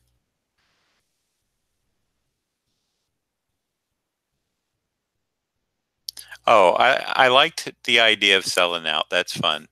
For me, it's fun because it's like I got a product that people are wanting. And it's I kind of also think it's fun to have the sale. And hey, I I'll go back and do. There'll be like a special. Occasionally I'll go back to the $25 price or something just for fun. Because like I said, it it it does become fun, and that'll be one of those things where there'll be enough warning to where everybody can kind of try to time it. Um, but the other thing I had to think about that I didn't do and was a normally I'm doing it fairly early in the morning East Coast time, so that doesn't give a couple of groups a chance to participate, and that would be people that are not so early risers and people on the West Coast. So I kind of thought about that, and that's why at least the one on Monday, I think I waited till noon or a little bit after.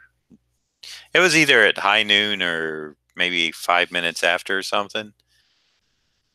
But I really should, next time I should wait till maybe the evening to do it. That way it gives, not too late in the evening. Heck, I wake up at quarter four, 4 o'clock in the morning, so I go to bed early.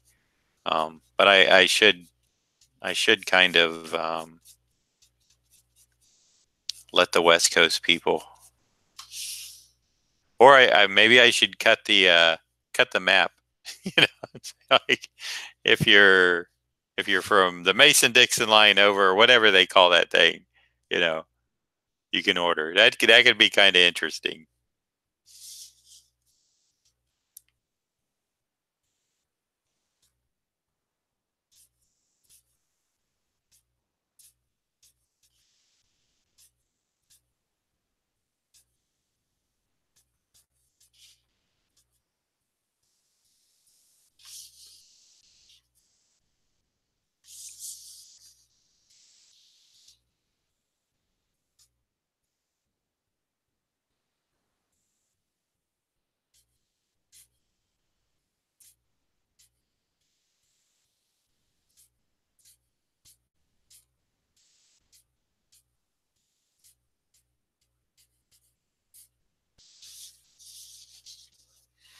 And go ahead and make this like smoke around him, I think.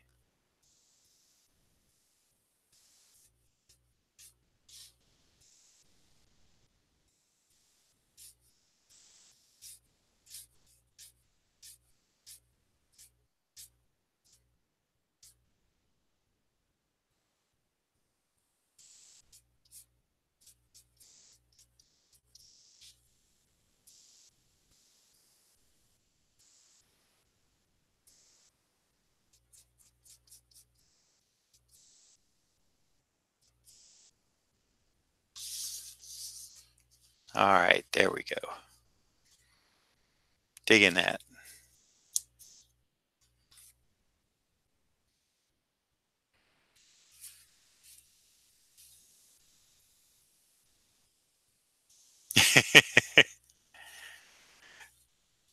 High noon, buddy. That's right. I'm from the OK Corral.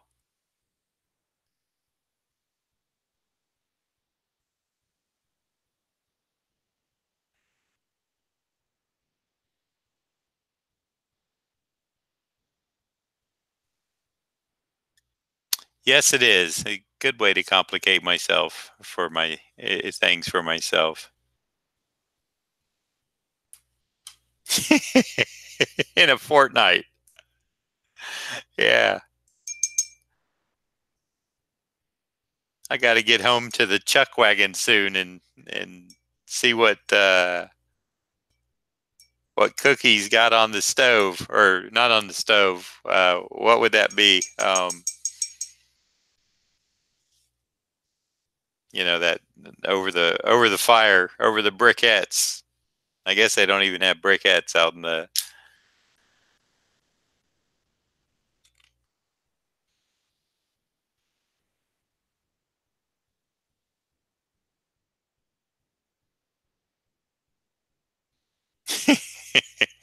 See, this is where I need my co-host to fill in those words that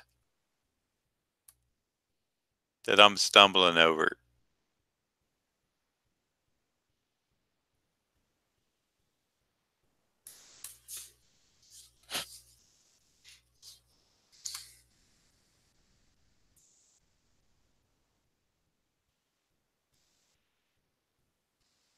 And you know what? This strap is now gone because it's going to look much better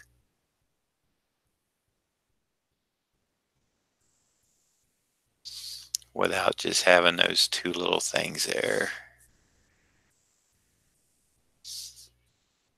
Don't be afraid of the dark.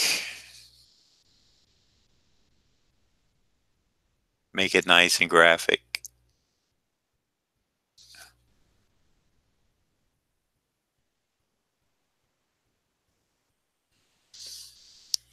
The chuck wagon. Let's see. That's what I'm. I'll try to do it in my Sling Blade voice here, even though I know that's got nothing to do with the Western thing we're on. Hey, thanks, AG.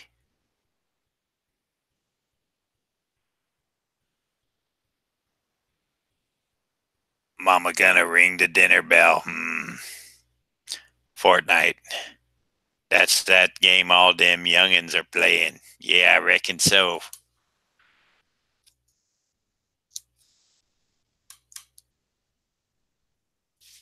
I need to watch that movie again. I haven't seen it since it came out, and I really enjoyed it. And I actually, I had I'm sure I still do.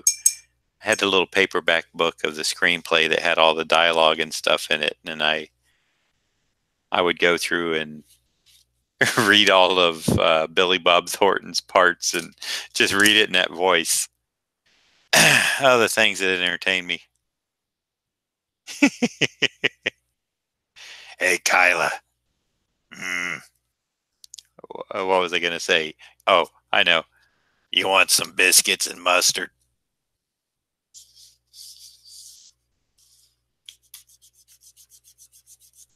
Biscuits and mustard. Something I've never had. And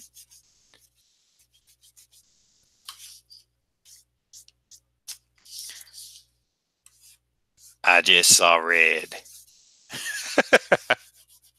That was a really good movie.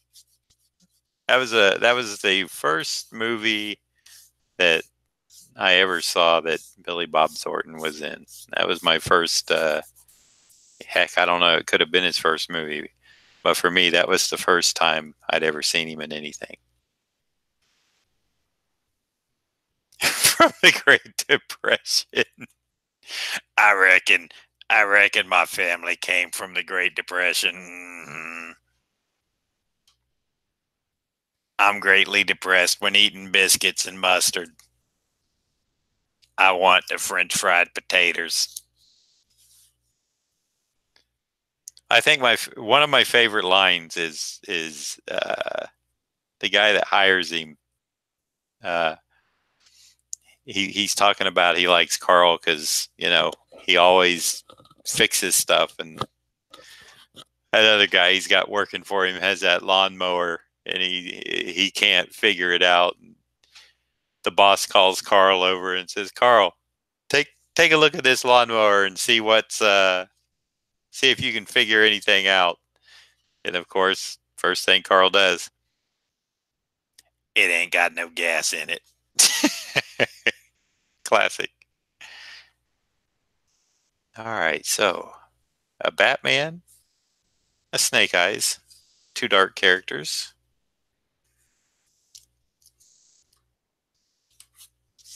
Let's see, can I?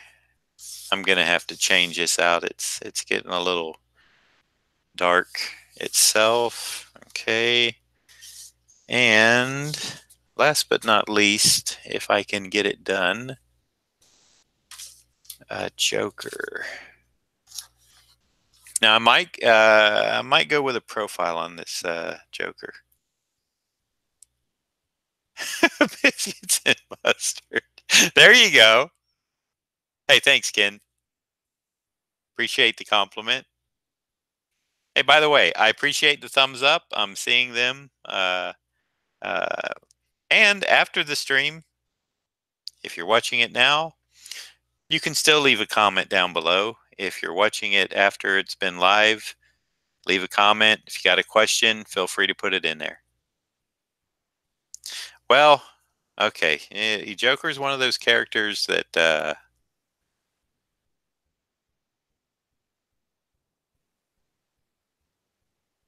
very, each interpretation, for me at least, I haven't really settled in on what I would say is my quote, like Captain America and stuff like that. I can do those and you know have like a do I want to really call it a go-to? I guess a look. You know, Joker is one that I think I just experiment with him. I just kind of have fun because he's one of those characters that they kind of lend himself to. Let me see. Let me just pull up the Bat universe. That's the interesting thing about it is that he can be interpreted, and you know, very in a lot of different ways. Um, very long chin, regular chin. I think if I was to develop a Joker, I would kind of make him handsome and yet kind of grotesque at the same time. That I know that doesn't sound right at all, but um, I would give him somehow a GQ look with a twist. Like I said, that's not going to make any sense except maybe to me, but um, yeah.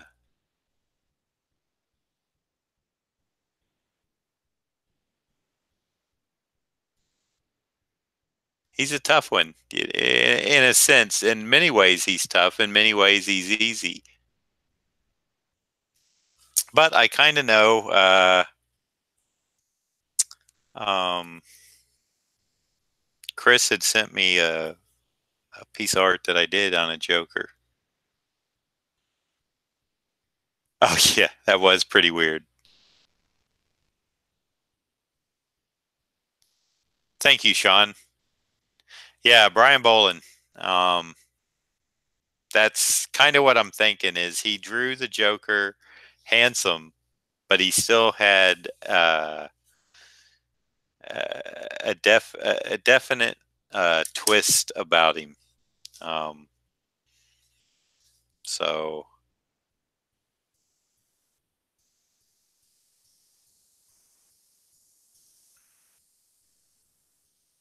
I will actually, let's see. Like I said, I know Chris had sent me a sketch that he liked.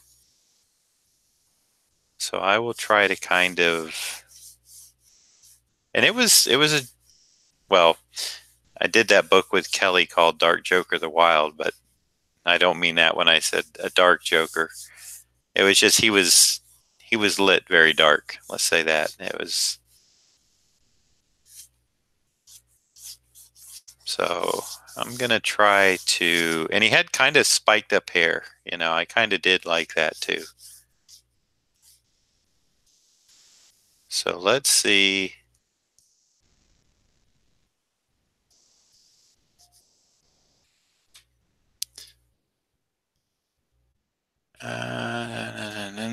Let's see what came in here on the email. Hold on one second, people. I gotta check this one just to make sure. Oh, okay.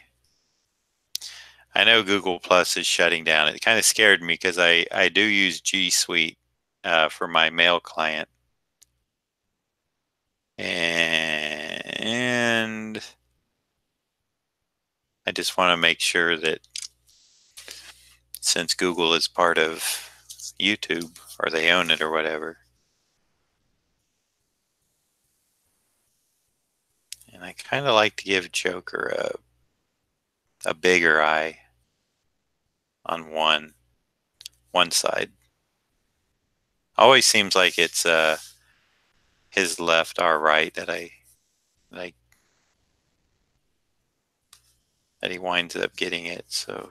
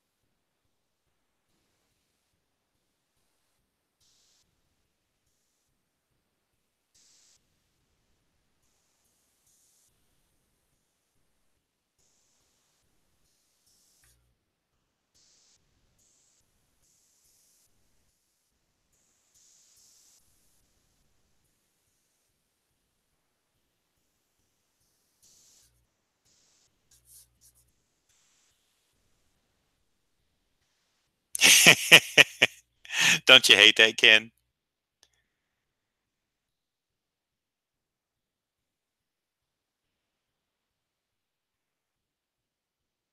Kyla, I do that all the time. I'm uh I'm kind of doing it right now, as a matter of fact. You know what? I actually have that White Knight on my iPad. Let me go to my Comixology and I will pull that up for a little bit of reference if you don't mind.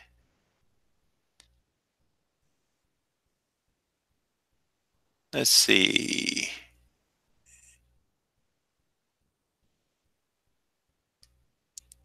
Okay, come on. I don't want the...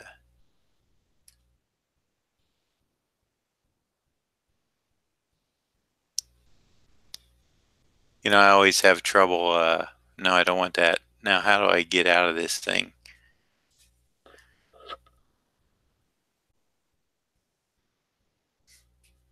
Come on.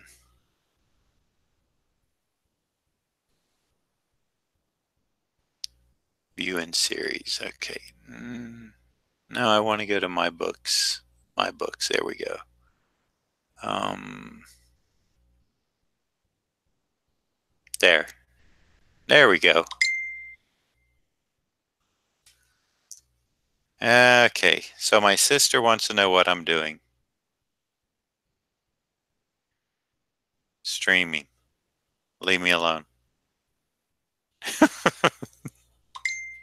Great. Okay. She sent a sticker. My sister loves me.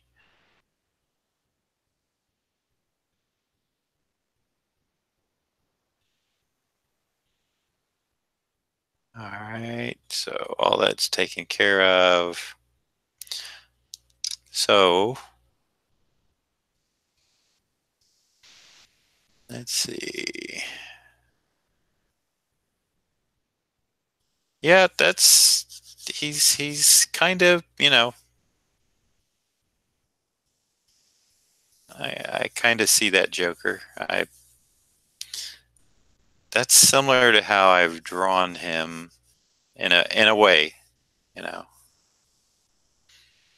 from what I'm seeing on the reference. So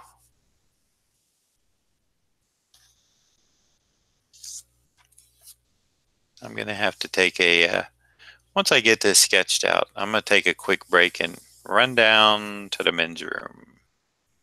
Yes, you heard it right. Because sometimes you just have to.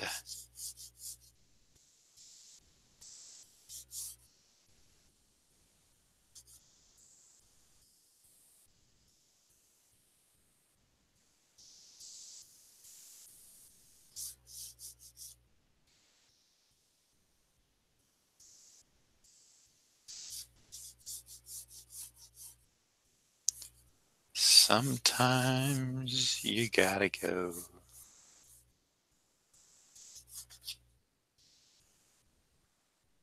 He did a good one. I like it. I hadn't really. I bought this series and then I never really finished it. I thought it was a fairly good concept. I don't know why I didn't finish it.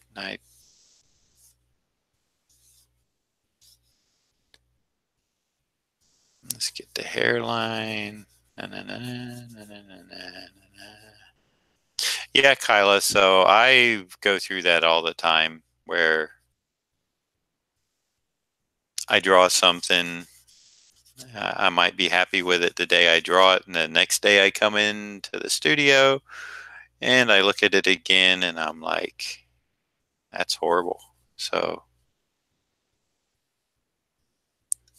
it happens to everybody I know. I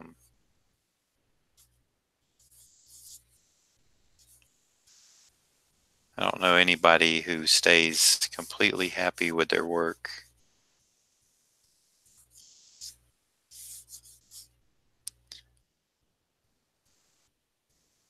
I know I don't. I uh, I look at stuff from a year ago, from 10 years ago, and it's always, I always see something I could have done better, especially if it's like from 10 years ago, of course, but even stuff from a few months ago, I look at stuff and I'm like, you know what? That wasn't bad, but I could have done this to make it better. And that's just part of growing. But you know that. You know that.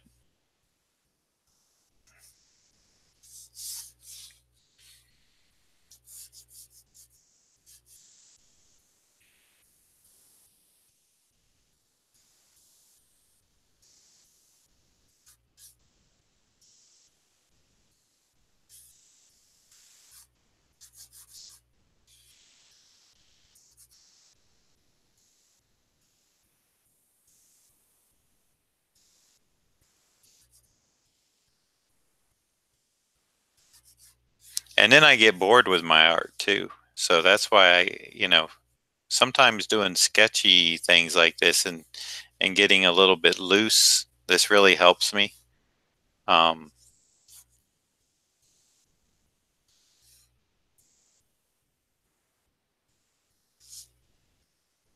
Helps me learn to try to be a little bit freer in my other work across the board.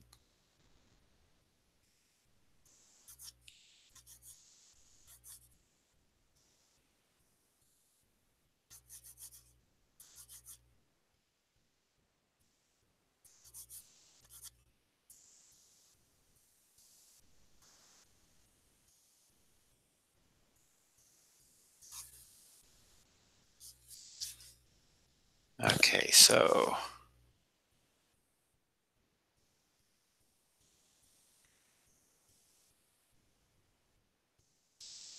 see what I can do with this when I get back from the restroom.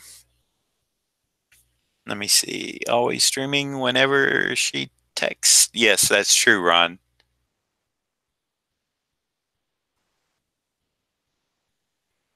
Chris, Into the Spider-Verse. Love that movie. Don't regret seeing it. Would like to see it again.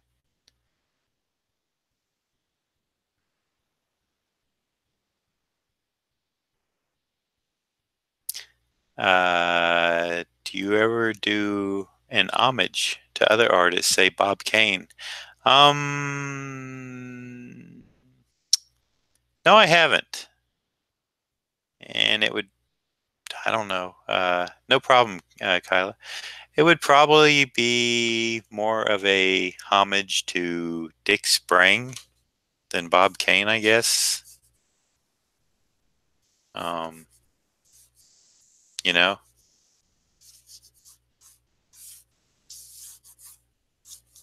All right. I'm going to mute my mic and be right back.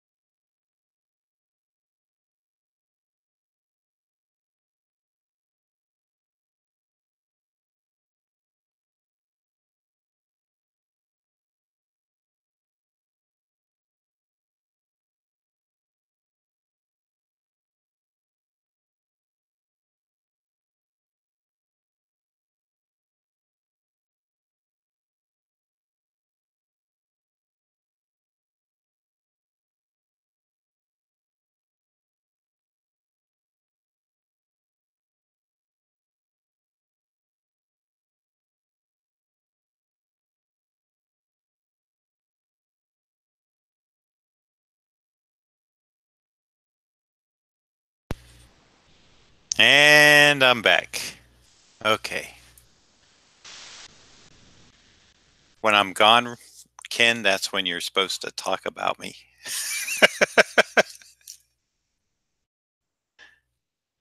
That's what you do. Okay. So let's see.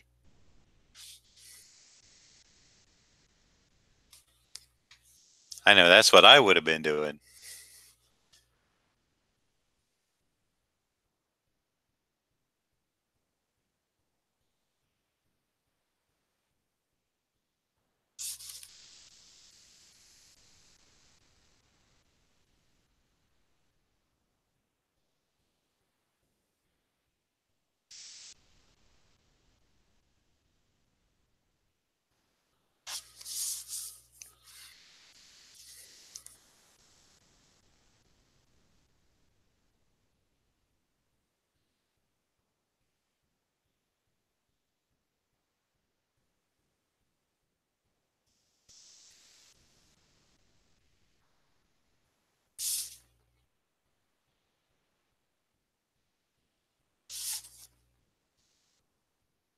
Hey Ron, are you still on the road or are you home?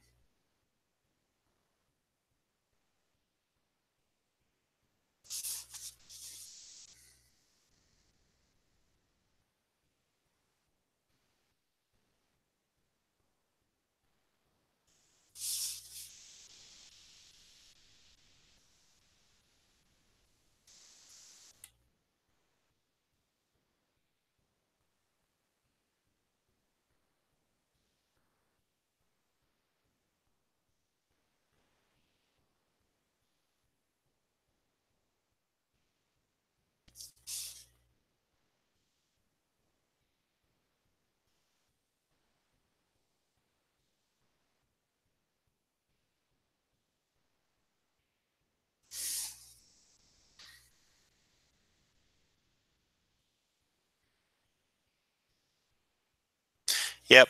Marvel.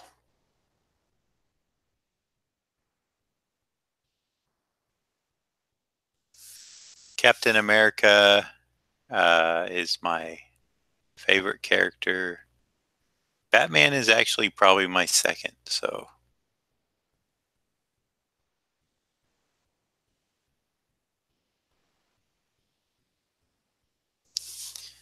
Superman, I don't know. I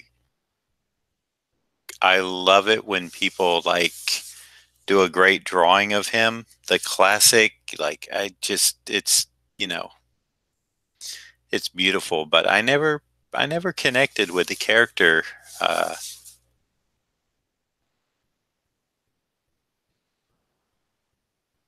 so I never had that affinity for Superman that I did for but I do enjoy when somebody draws him and I've inked him in his book and I just never had that connection or that feeling with the character that I have with others. Never made that total connection. Like, yeah, this is a character I could do for a long time, like I have with, say, Batman, Captain America.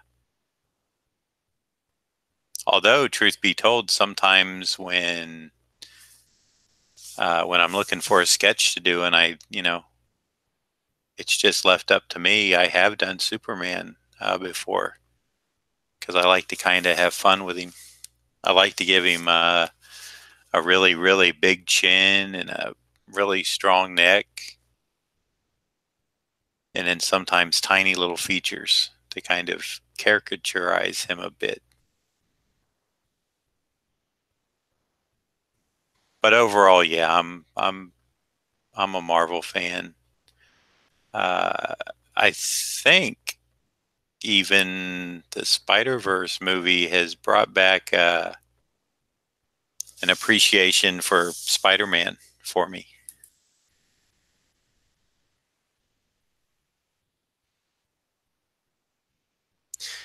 I think you're right, Chris. I think maybe that's it for me too. It's flat.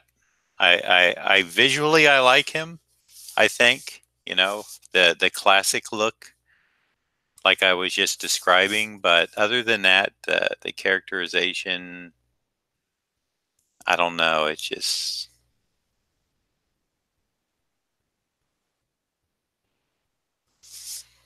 just never seemed to be my cup of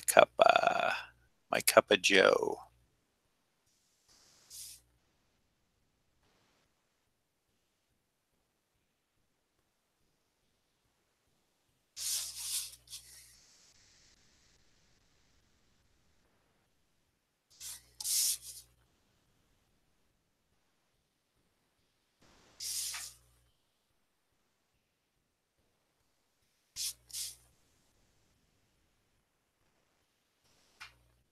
But I've seen many artists do great renditions of him.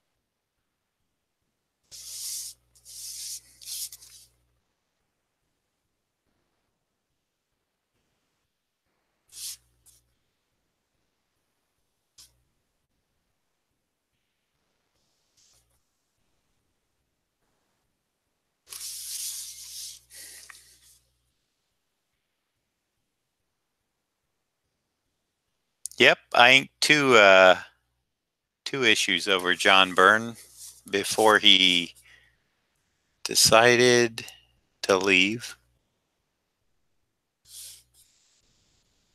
In fact, I talk about it in an interview how I got that assignment. It's might be of interest to some of you. If you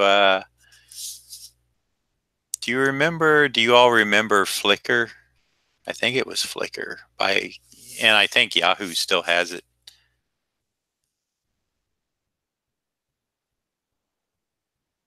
If you Google John Beatty Flickr, I did scan that interview, and you'll see my long hair, you'll see my haircut, you'll hear about the inner workings of that deal. It's actually pretty funny. I held up my part, but Mr. Byrne, and I like John. He's a good guy. He's always been very nice to me. I know other people have had not so pleasant relationships with him, but I've always,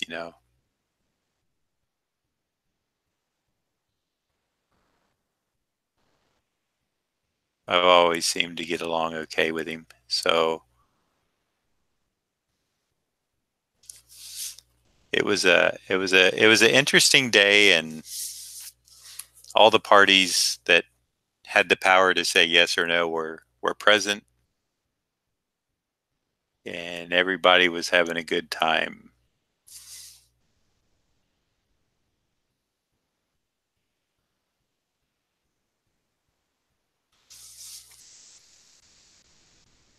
And then that Time magazine article came out. And that's what I understand. Uh, Something about it wasn't right for him, and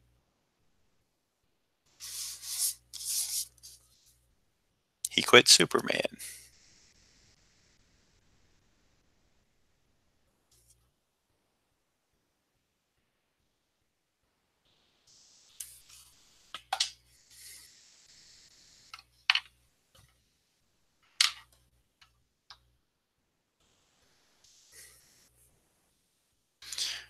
And I stayed on it for a few issues after, inking Carrie Gamble.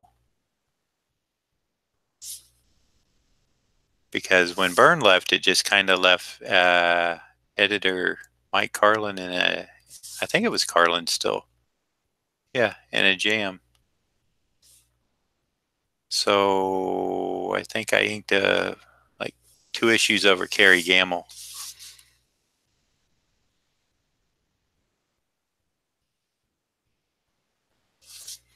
And I also had 8 or 9 issues of Action Comics that I inked over my buddy Jerry Ordway. And I really mean buddy. Jerry and I go way back to the days of true fandom, real fanzines, printed by real people. Well, I guess anything's printed by real people, but printed by true fans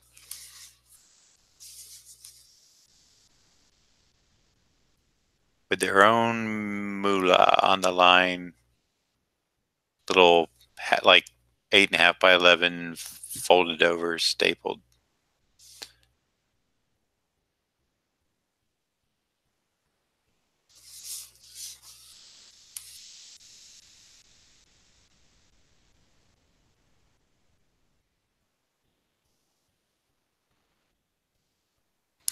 So yeah, if you think about it, or if you find it now, just bookmark that Flickr account and you can read about it. You can read about it now, I guess, if you want.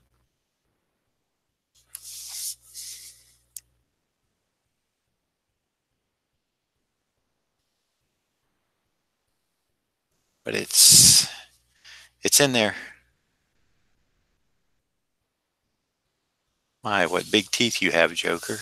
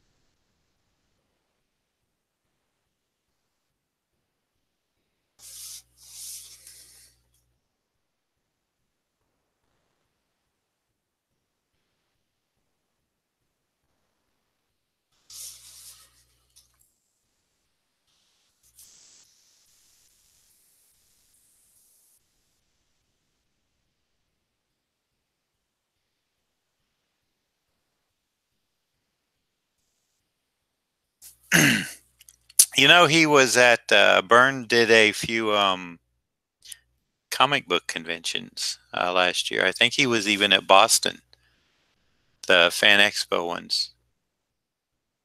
Something, I think they put him into the Canadian Comic Book Hall of Fame or something, some Canadian award.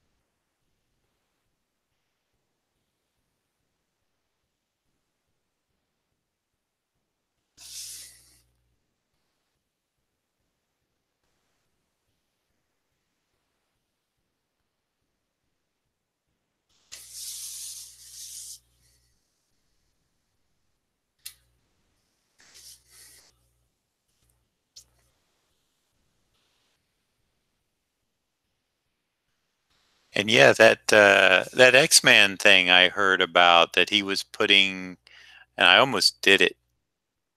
He was putting penciled pages out, and I don't know if it was him or somebody else that they were looking for an inker, or he wanted to see people ink them.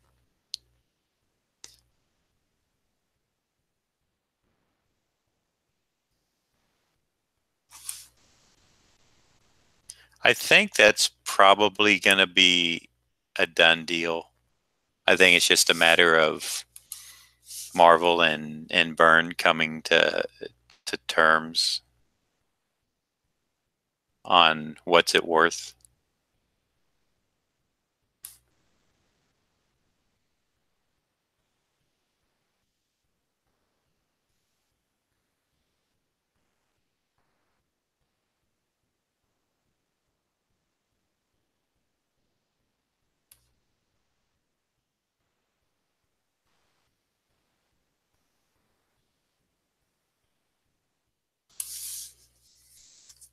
And that's, I mean, that's a good question. What is it worth? Is it, is John Byrne coming back to the X-Men going to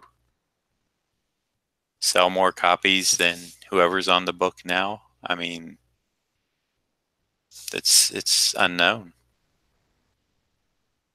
I guess that's why I had heard Byrne did those pages just to see, like to tell his own story, and that Marvel became interested in them once they actually saw that it was not just a rumor, that he had actually did them. So, for what it's worth, that's all I know.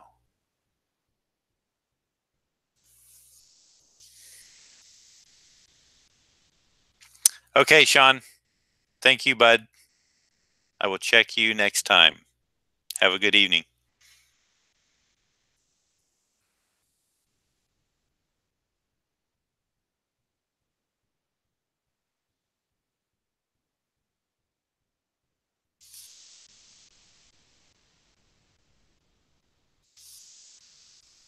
Yeah, when I get this done, I'm gonna have to wrap up fast.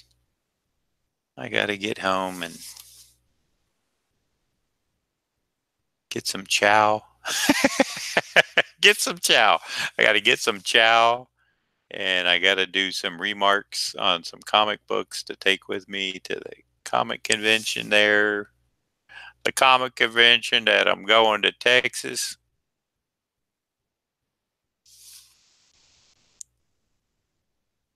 I can do those at home.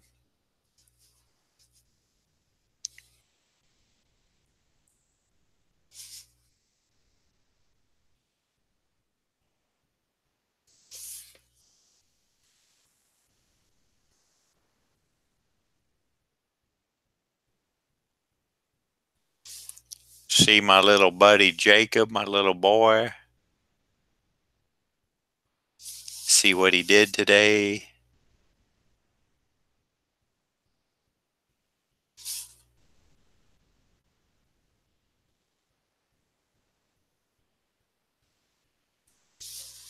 That's a creative little man when he wants to be.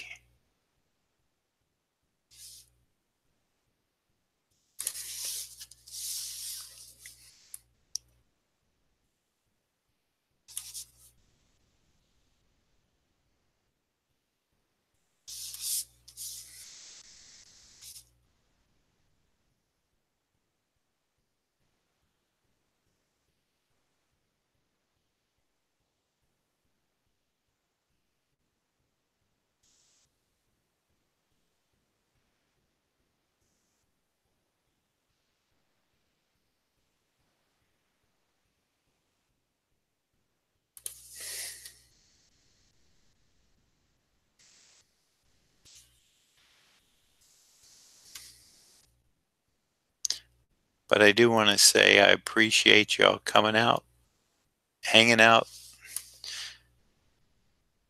liking the streams, supporting them, retweeting for me, sharing with your social media. I enjoy it and glad you all do too.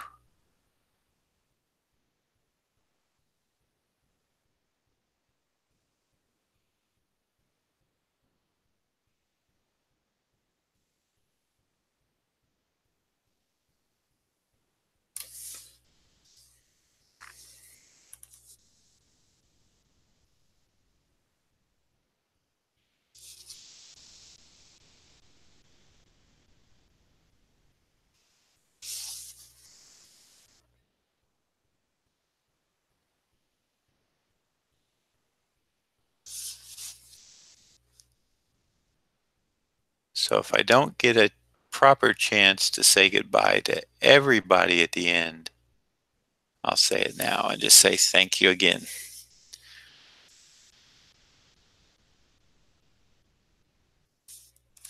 If you've ever tried this, it's tough. So when you get somebody's attention or you get an audience, you appreciate them.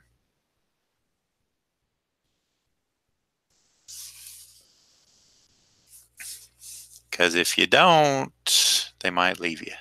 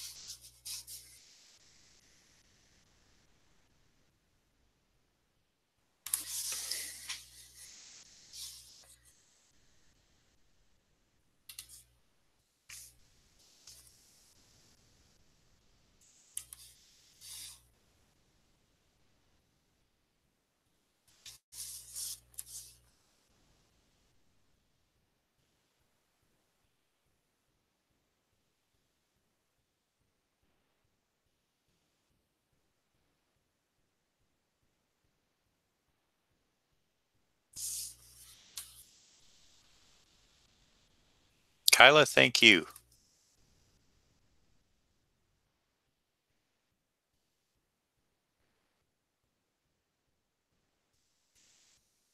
I hope you're I hope you're doing well. You always seem so happy.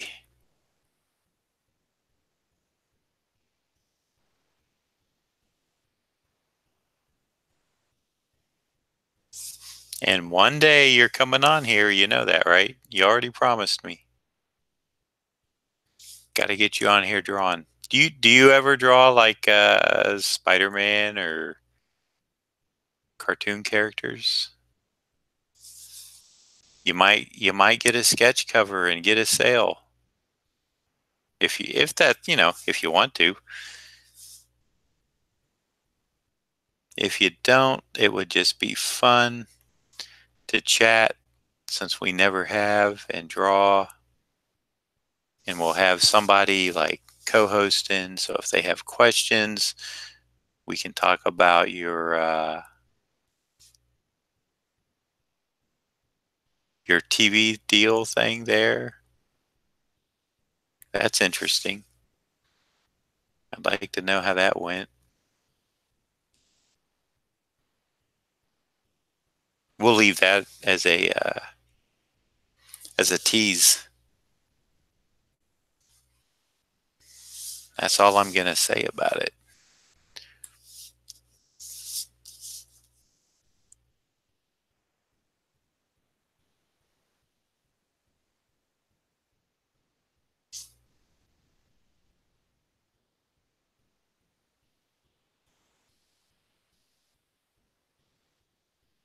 Hey, that's true. You got that right.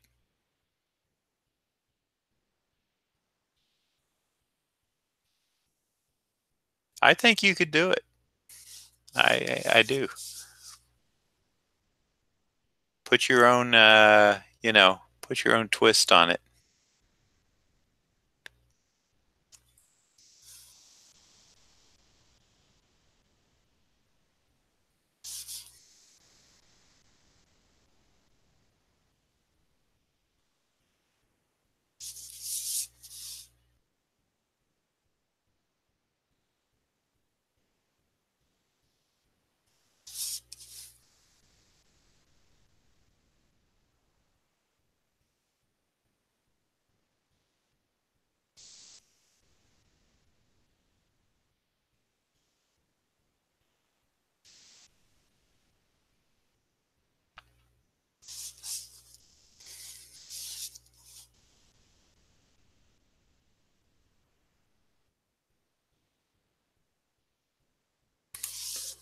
If anything, we could use a girl's voice on the show. How about that? The most detailed penciler I've had to ink, Michael Golden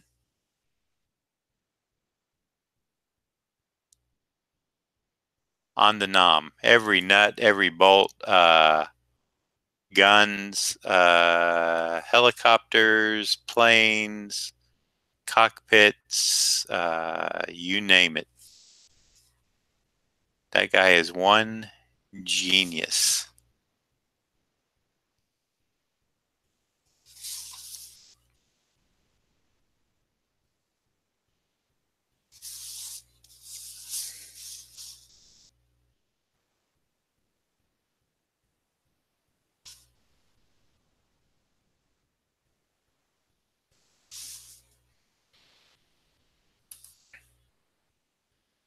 A female presence is nice, and I that's why occasionally I have Jared on Friday night for the lady fingers that he has. Although my hands are, you know, Christo and I, oh, it's the artist thing.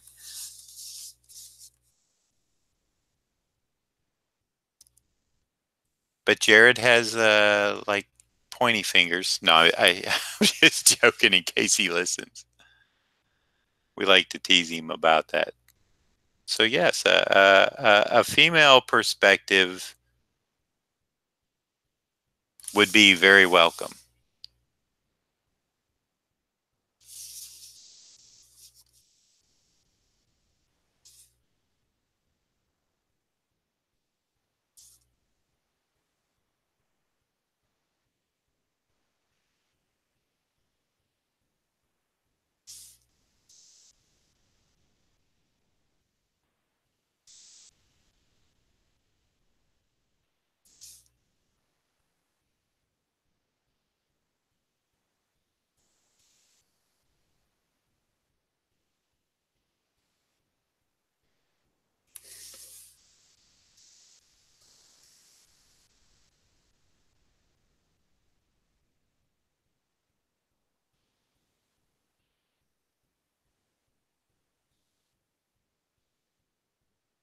And I don't think you can be too shy since you were on a TV show. That had to be, not easy to start with, but I'm sure you overcame any fear of being on one.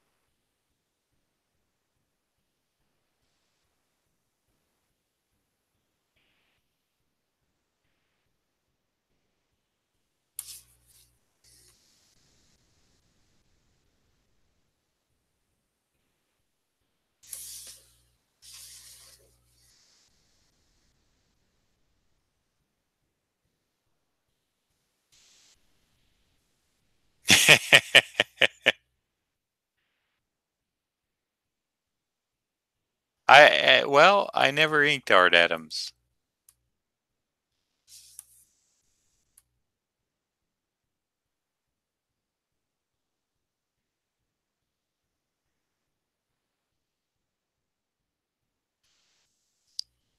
So, but I don't think art could even come. Art does different detail than Golden. Golden does this phenomenal, realistic, researched detail on all the stuff that he draws. It's very accurate. All the weaponry and stuff in the Nam book was just phenomenal.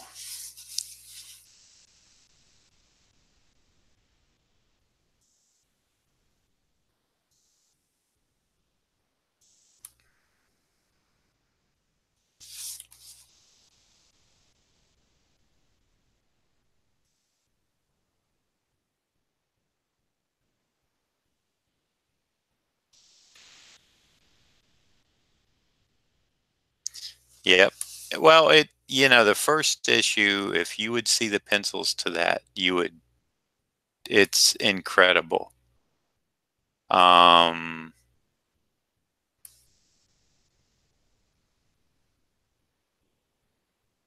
it was so gorgeously drawn. And, as it progressed, it got rushed and he put less and less in, but the detail and the proportions of the guns and the people, the characters that he drew, everything was just so well done. Um,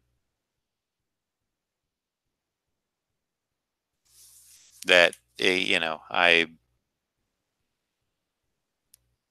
still marvel at that stuff. No pun intended with the marvel.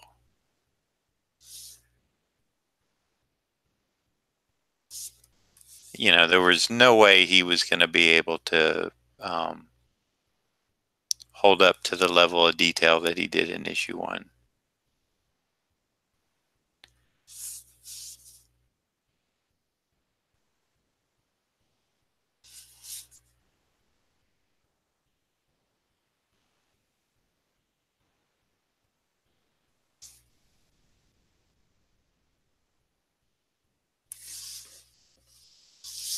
When I started the book, inking the book with issue five, he was back to doing finished pencils, but he had done simplified pencils as opposed to what he had done on issue one and I think the first 3 or 4 pages of issue two. It just, it wasn't a viable rendering style to do a monthly book.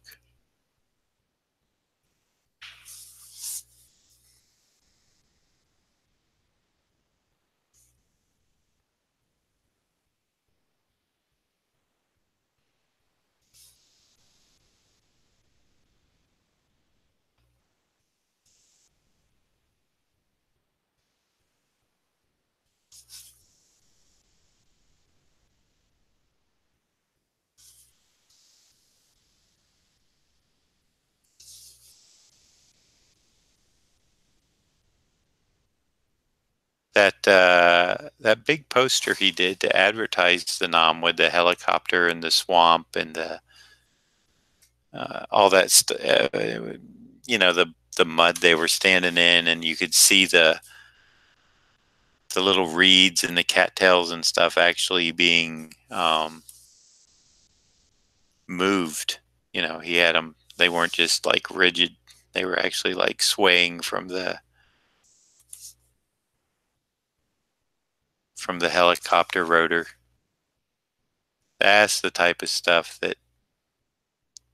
that's the little subtle stuff that goes into drawing that really shows that people pay attention, or that, maybe not your average Joe on the street, but somebody like a Michael Golden. That's what sets him way apart from people who just draw it without thinking about, well, these would be being blown back by the force of the helicopter.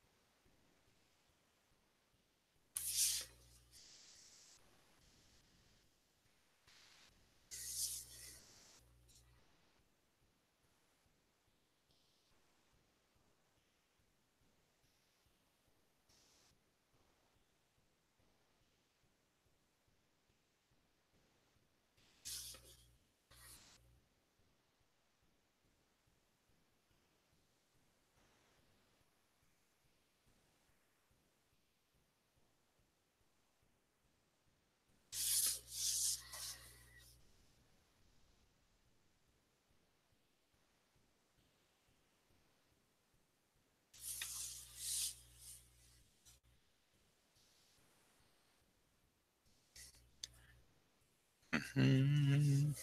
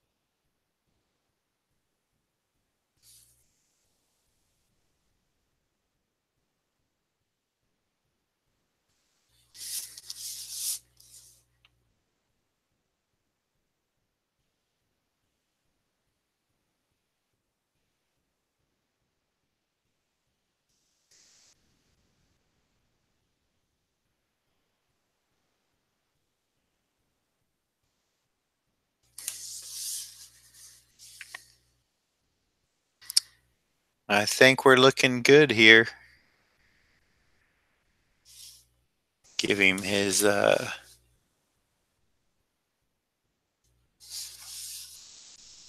dress shirt.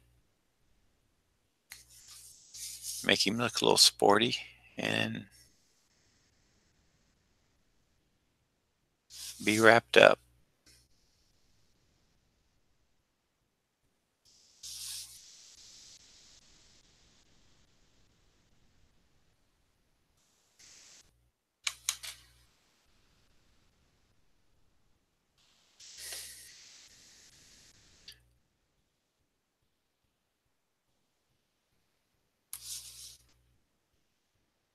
And like I said, I doubt I'm going to stream tomorrow, so I might stream from the hotel room if I'm doing sketches, but it might be 2 or 3 in the morning. And let's see, Dallas is an hour, their central time. So if you're up, catch me. I could use the company.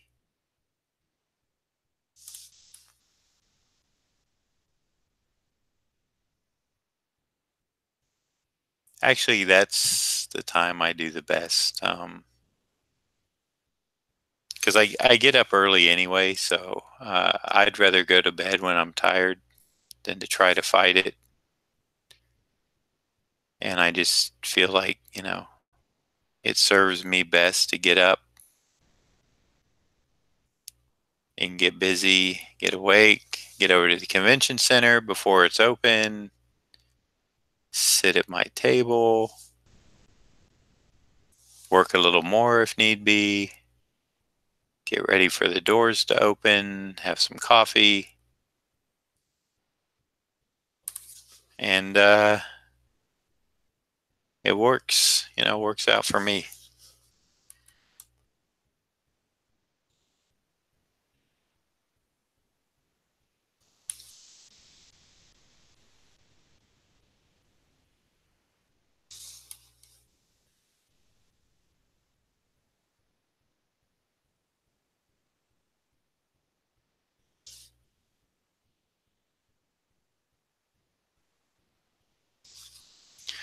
So I will try to remember to bring my camera stand for my iPhone.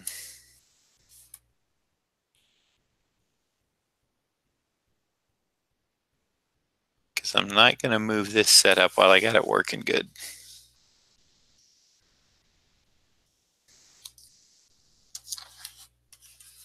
Bravissimo. Not bad. I like it.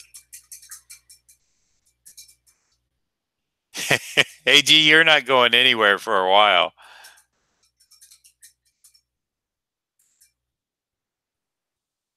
Oh, you know what? I just noticed that jaw is a little. Yeah, I'm going to go ahead and bow that jaw out a little bit like this one over here.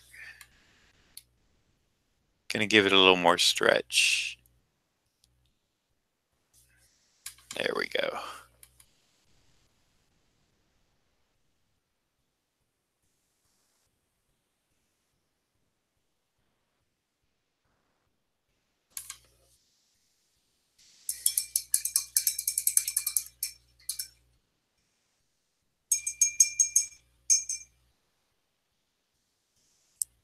Yeah, I feel sorry for you people that are having that really, really deathly cold weather. That cannot be fun. And I hope everybody's stocked up on food and essentials, because I don't know if y'all can get out for a while. From what I'm hearing, it sounds like it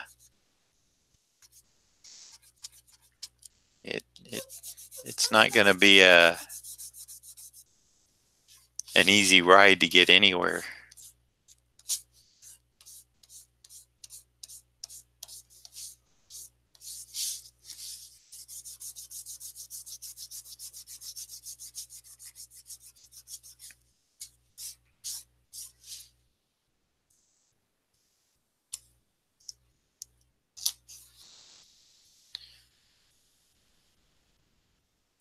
Hey Ron, did you get home or are you still on the road?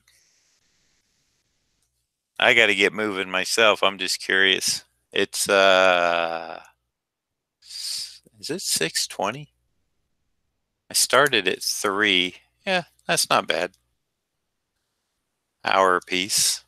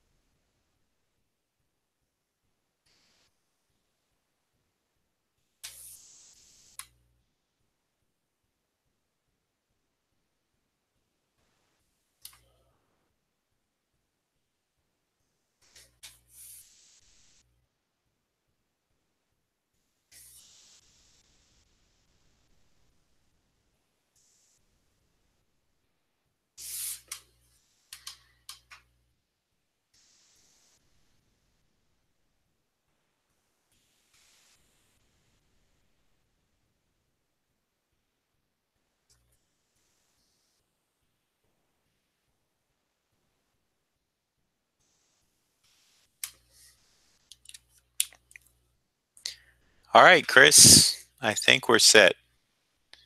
Thank you, Dr. Kaz. I appreciate the compliment. Excuse me. Oh, I actually still have a little bit of elixir left.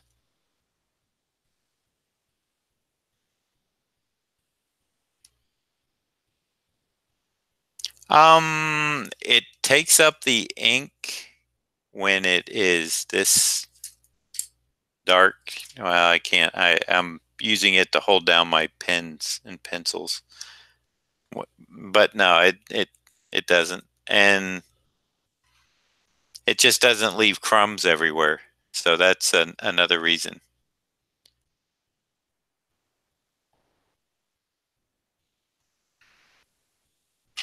All right, so I'll do a quick review, and then I need to scat. So I hope Chris is happy with his pieces. I don't know if he's still in the room or not. I think he might be, but I'm not sure. So the final piece was a joker.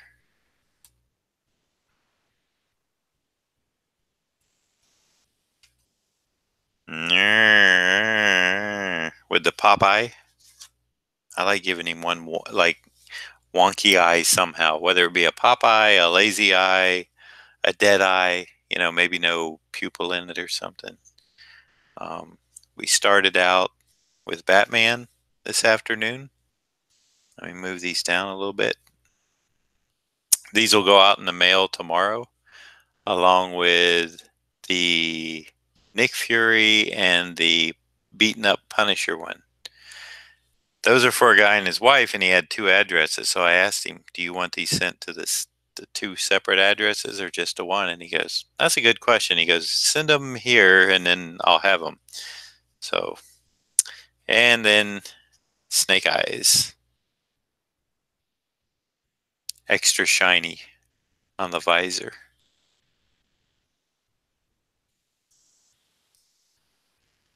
So there we go, people. Once again, I appreciate you all very much. Thanks for coming out this afternoon. I'm sorry about last night. It was completely out of my hands, as I'm sure you know. I did everything I could to try to get on there. I just didn't want to bring it off of YouTube into Facebook or something, because then I can't really upload it in its proper uh, high def dimensions that I know of. And I've never done it before, so I didn't want it to go afoul. Hey, thank you, Kyla. I hope you gave me a thumbs up. And we're going to have you on one night. You're going to be on here drawing, talking, chatting it up when I get back. We need a woman's touch in the room. So, okay, if you haven't given me a thumbs up on your way out, please do. Don't forget, if you're not a subscriber, you can hit that subscribe button. There's no charge. Ring the bell for notifications. And don't forget, leave a comment below. Let me know what you think. Or if you have a question, please put it in there. All right, Dr. Kaz, I'll take that advice, and hopefully Dallas will be a good first show of the year. It was last year, so I'm looking forward to going back, and I am looking forward to getting back to YouTube because I know I'm going to miss it. So if I don't get back, like at the show or something, even for a few minutes, I will see you all next week. From now until then, take care, have a great weekend, and I'll see you later. I'll try to, hey, that's work, Kyla. I'd like to be able to say I enjoy it. It's a little bit of fun, but 99% of it is work. All right. Good night, everybody. Have a great weekend, and I'll see you when I get back. Thanks.